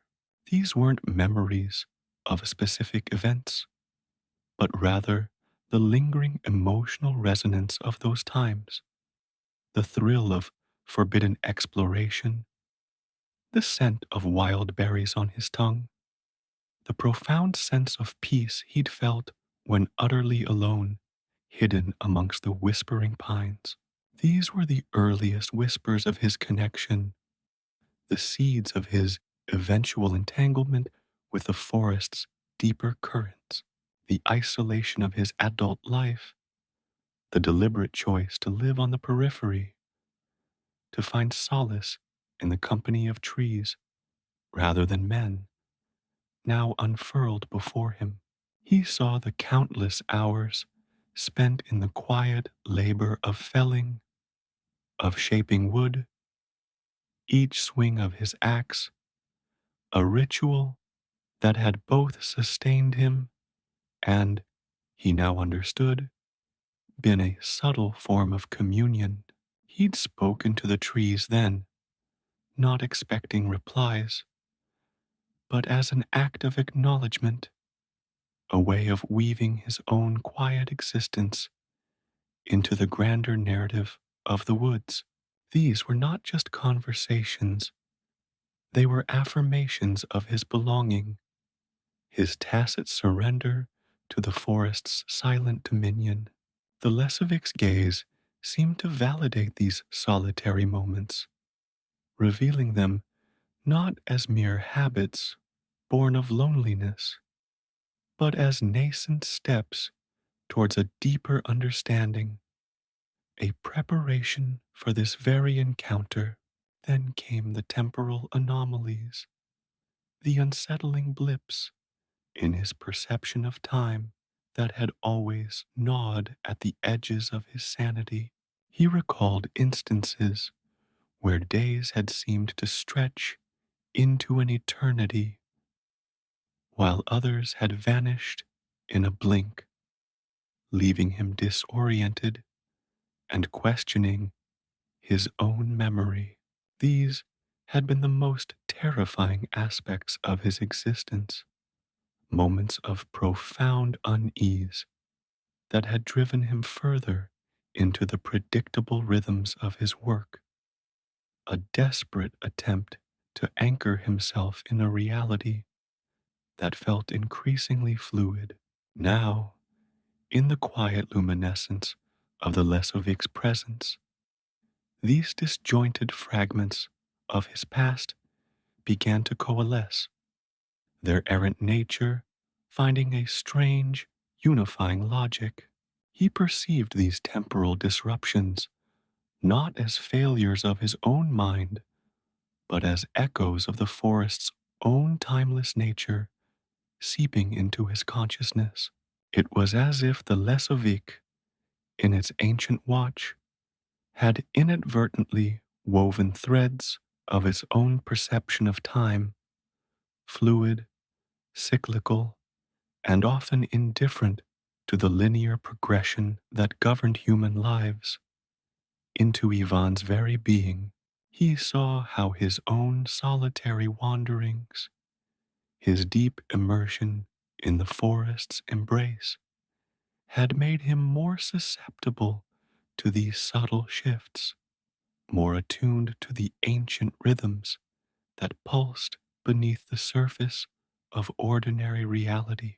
The Lesovic's gaze was a mirror, reflecting back not a fractured self, but a self that had been, in a way, predisposed to this encounter, a self that had already been touched by the forest's elusive magic. The psychological unraveling was not a descent into madness, but a gentle shedding of the layers that had defined him as simply Ivan, the woodsman. He was no longer just the sum of his experiences, but a vessel through which the forest's own ancient memories and energies flowed. The Lesovic's watch was not a judgment, but a silent acknowledgement of this deeper truth, a confirmation that his solitary life had not been an escape from the world, but a slow, unwitting journey towards a more profound one. He felt a strange sense of liberation, as if the weight of his ordinary identity had been lifted, leaving him lighter, more receptive, more truly himself than he had ever been. This process of self unraveling was also a rediscovery. The Lesovic's multifaceted gaze seemed to illuminate forgotten facets of his own nature. He remembered a childhood fascination with the intricate patterns of moss on ancient stones, a fascination he'd long suppressed as childish whimsy. He recalled the instinctive urge to hum along with the wind whistling through the branches, a spontaneous harmony that had always felt deeply resonant. These were not random occurrences, but the burgeoning expressions of an innate attunement to the natural world, a sensitivity that the Lesovic was now bringing to the forefront, not as curiosities, but as integral parts of his being. He understood that his perceived isolation had, paradoxically, been a form of connection. By distancing himself from the noise and demands of human society, he had opened himself to the subtler dialogues of the wild. The quietude he'd cultivated was not an absence of engagement, but a different kind of presence, a receptivity to the ancient language of the earth. The Lesovic's steady gaze seemed to affirm this, to acknowledge that his chosen solitude had been a crucible, refining his awareness and preparing him for this very moment of deep communion.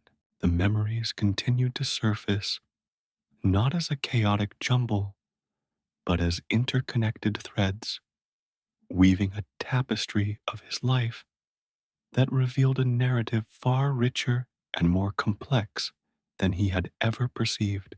He saw how his innate curiosity had always been a driving force, how the forest's mysteries had beckoned him, not with an explicit invitation, but with a silent allure that had always resonated deep within his soul. The Lesovic was not imposing its will upon him, but rather revealing the pre-existing patterns of his own spirit, showing him how his life had been a slow, meandering path leading inevitably to this sacred clearing. He felt a profound sense of gratitude for the Lesovic's silent observation. It was an unbiased witness, a force that saw him not as a man with a purpose or a role to fulfill, but as a being in a state of becoming. The spirit's unblinking regard was a catalyst for introspection, allowing him to confront the quiet truths he had often avoided. He saw how his fear of the unknown had sometimes led him to retreat, to cling to the familiar, even when it felt hollow.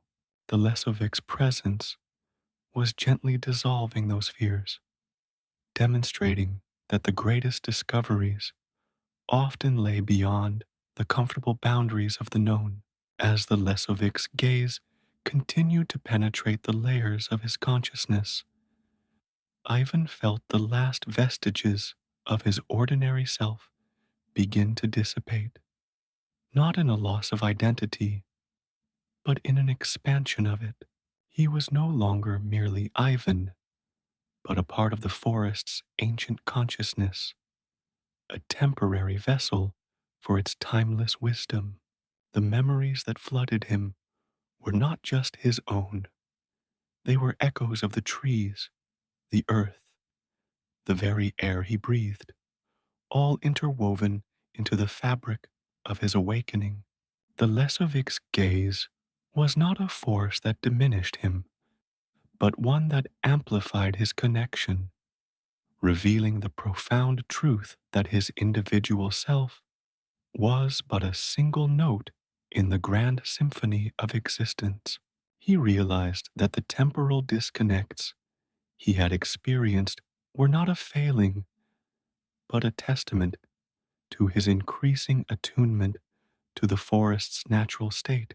The Lesovic, in its ageless existence, perceived time not as a linear progression, but as a complex, interwoven web of past, present, and future. Even's own moments of temporal displacement were, in essence, glimpses into this deeper, more fluid reality, facilitated by his growing sensitivity to the forest's ancient energies. The spirit's gaze was not judging these moments, but rather acknowledging them as signs of his burgeoning integration with the wild, his unconscious acceptance of a reality that transcended human constructs. The silent narrative unfolding within him was one of recognition. The Lesovic was not imparting new knowledge, but rather awakening what was already latent within his being.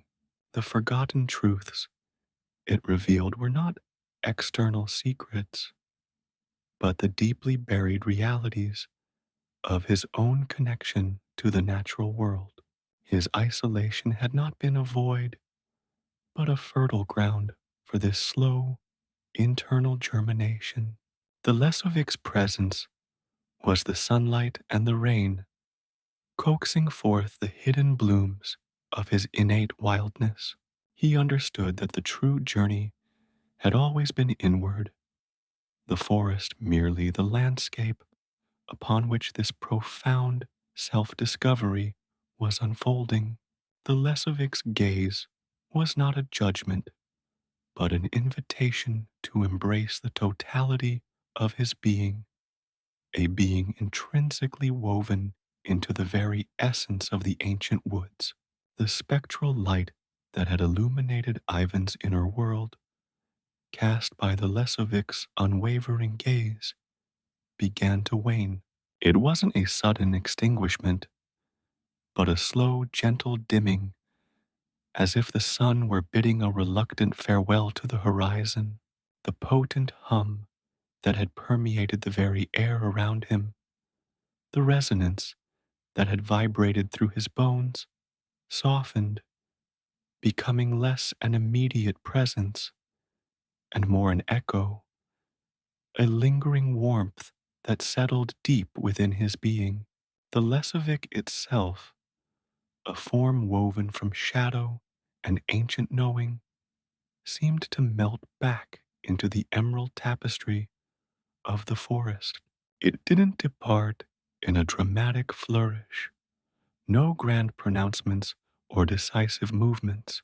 Instead, its silhouette frayed at the edges, its outlines becoming indistinct, blurring into the deepening shades of the surrounding trees, until it was indistinguishable from the venerable trunks and whispering leaves.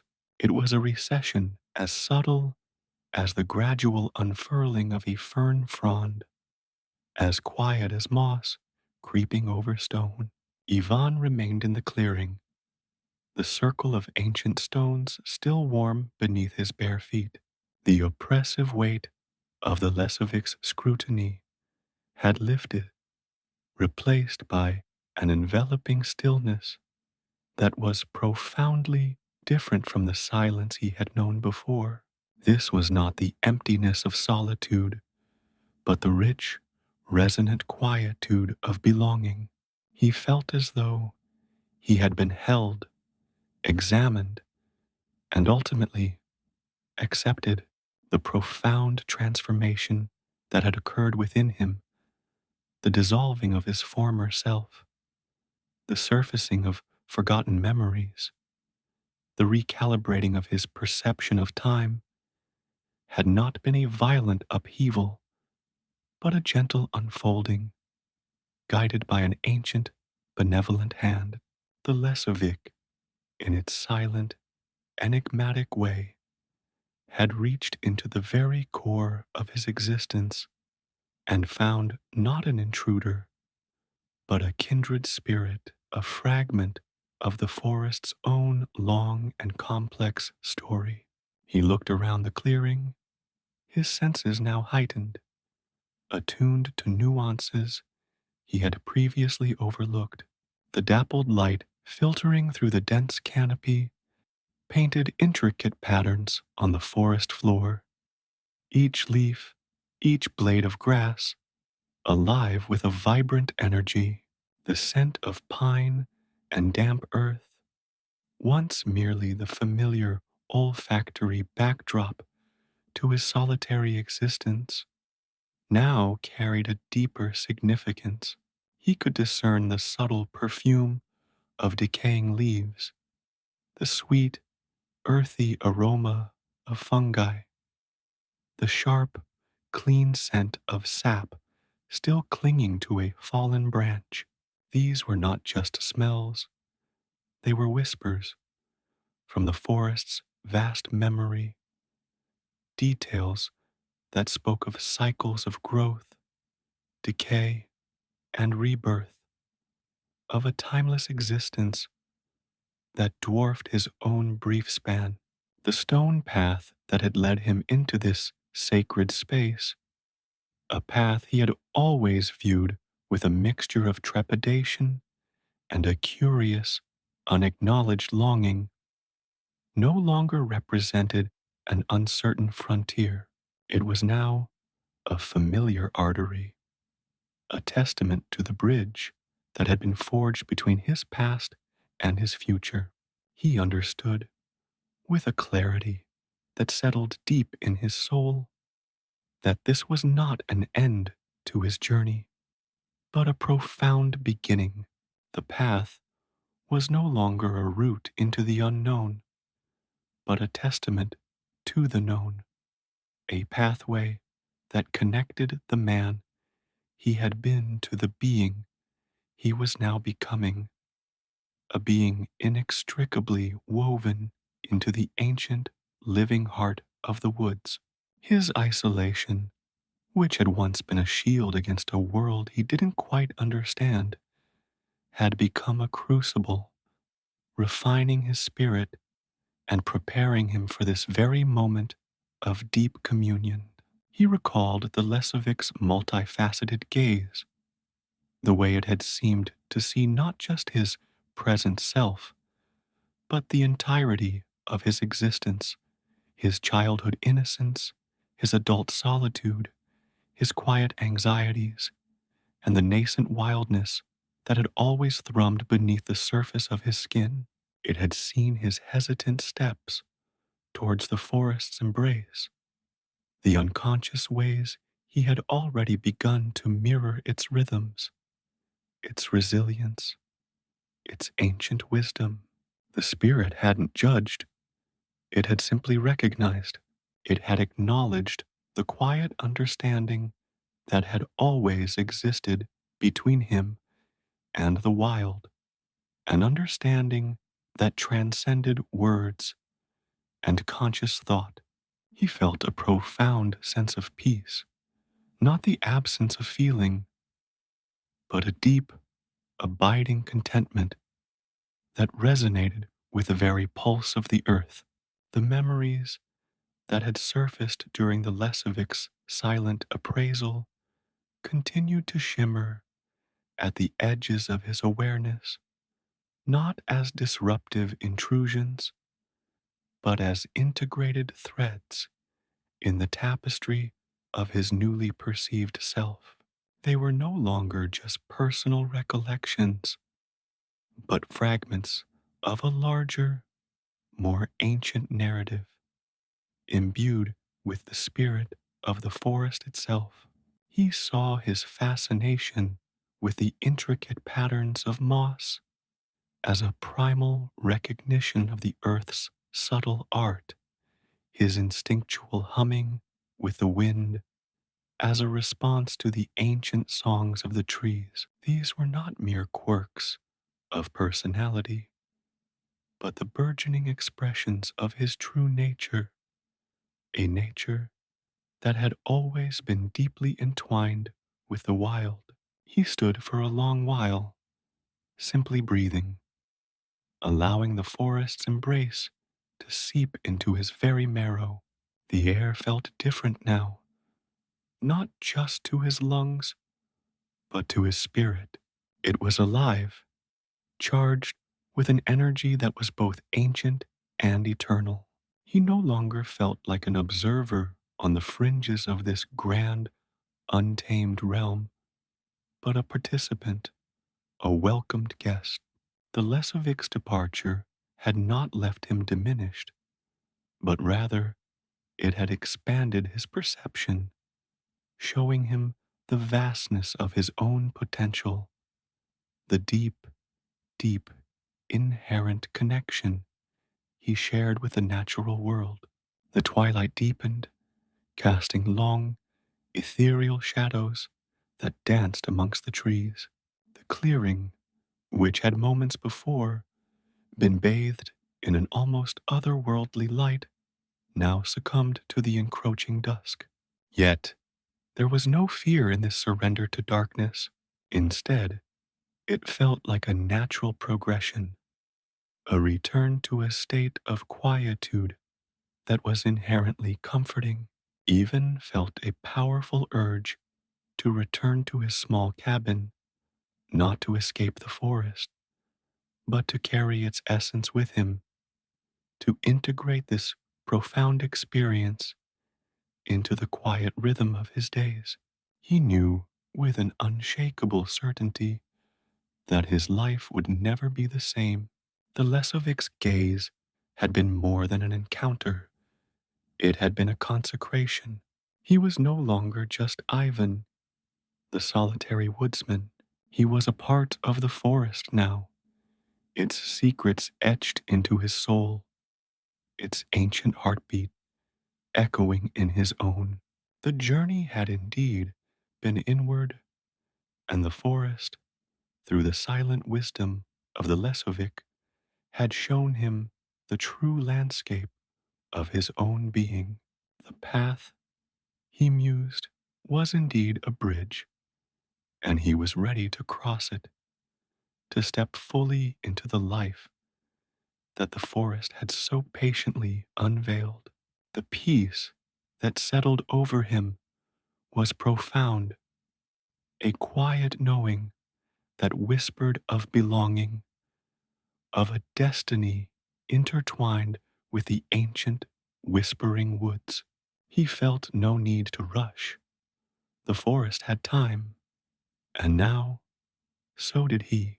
He could already feel the subtle shift in his own perception, the way the rustle of leaves was no longer just sound, but a language he was beginning to understand, the way the deepening shadows were not an end to sight, but an invitation to a different kind of vision.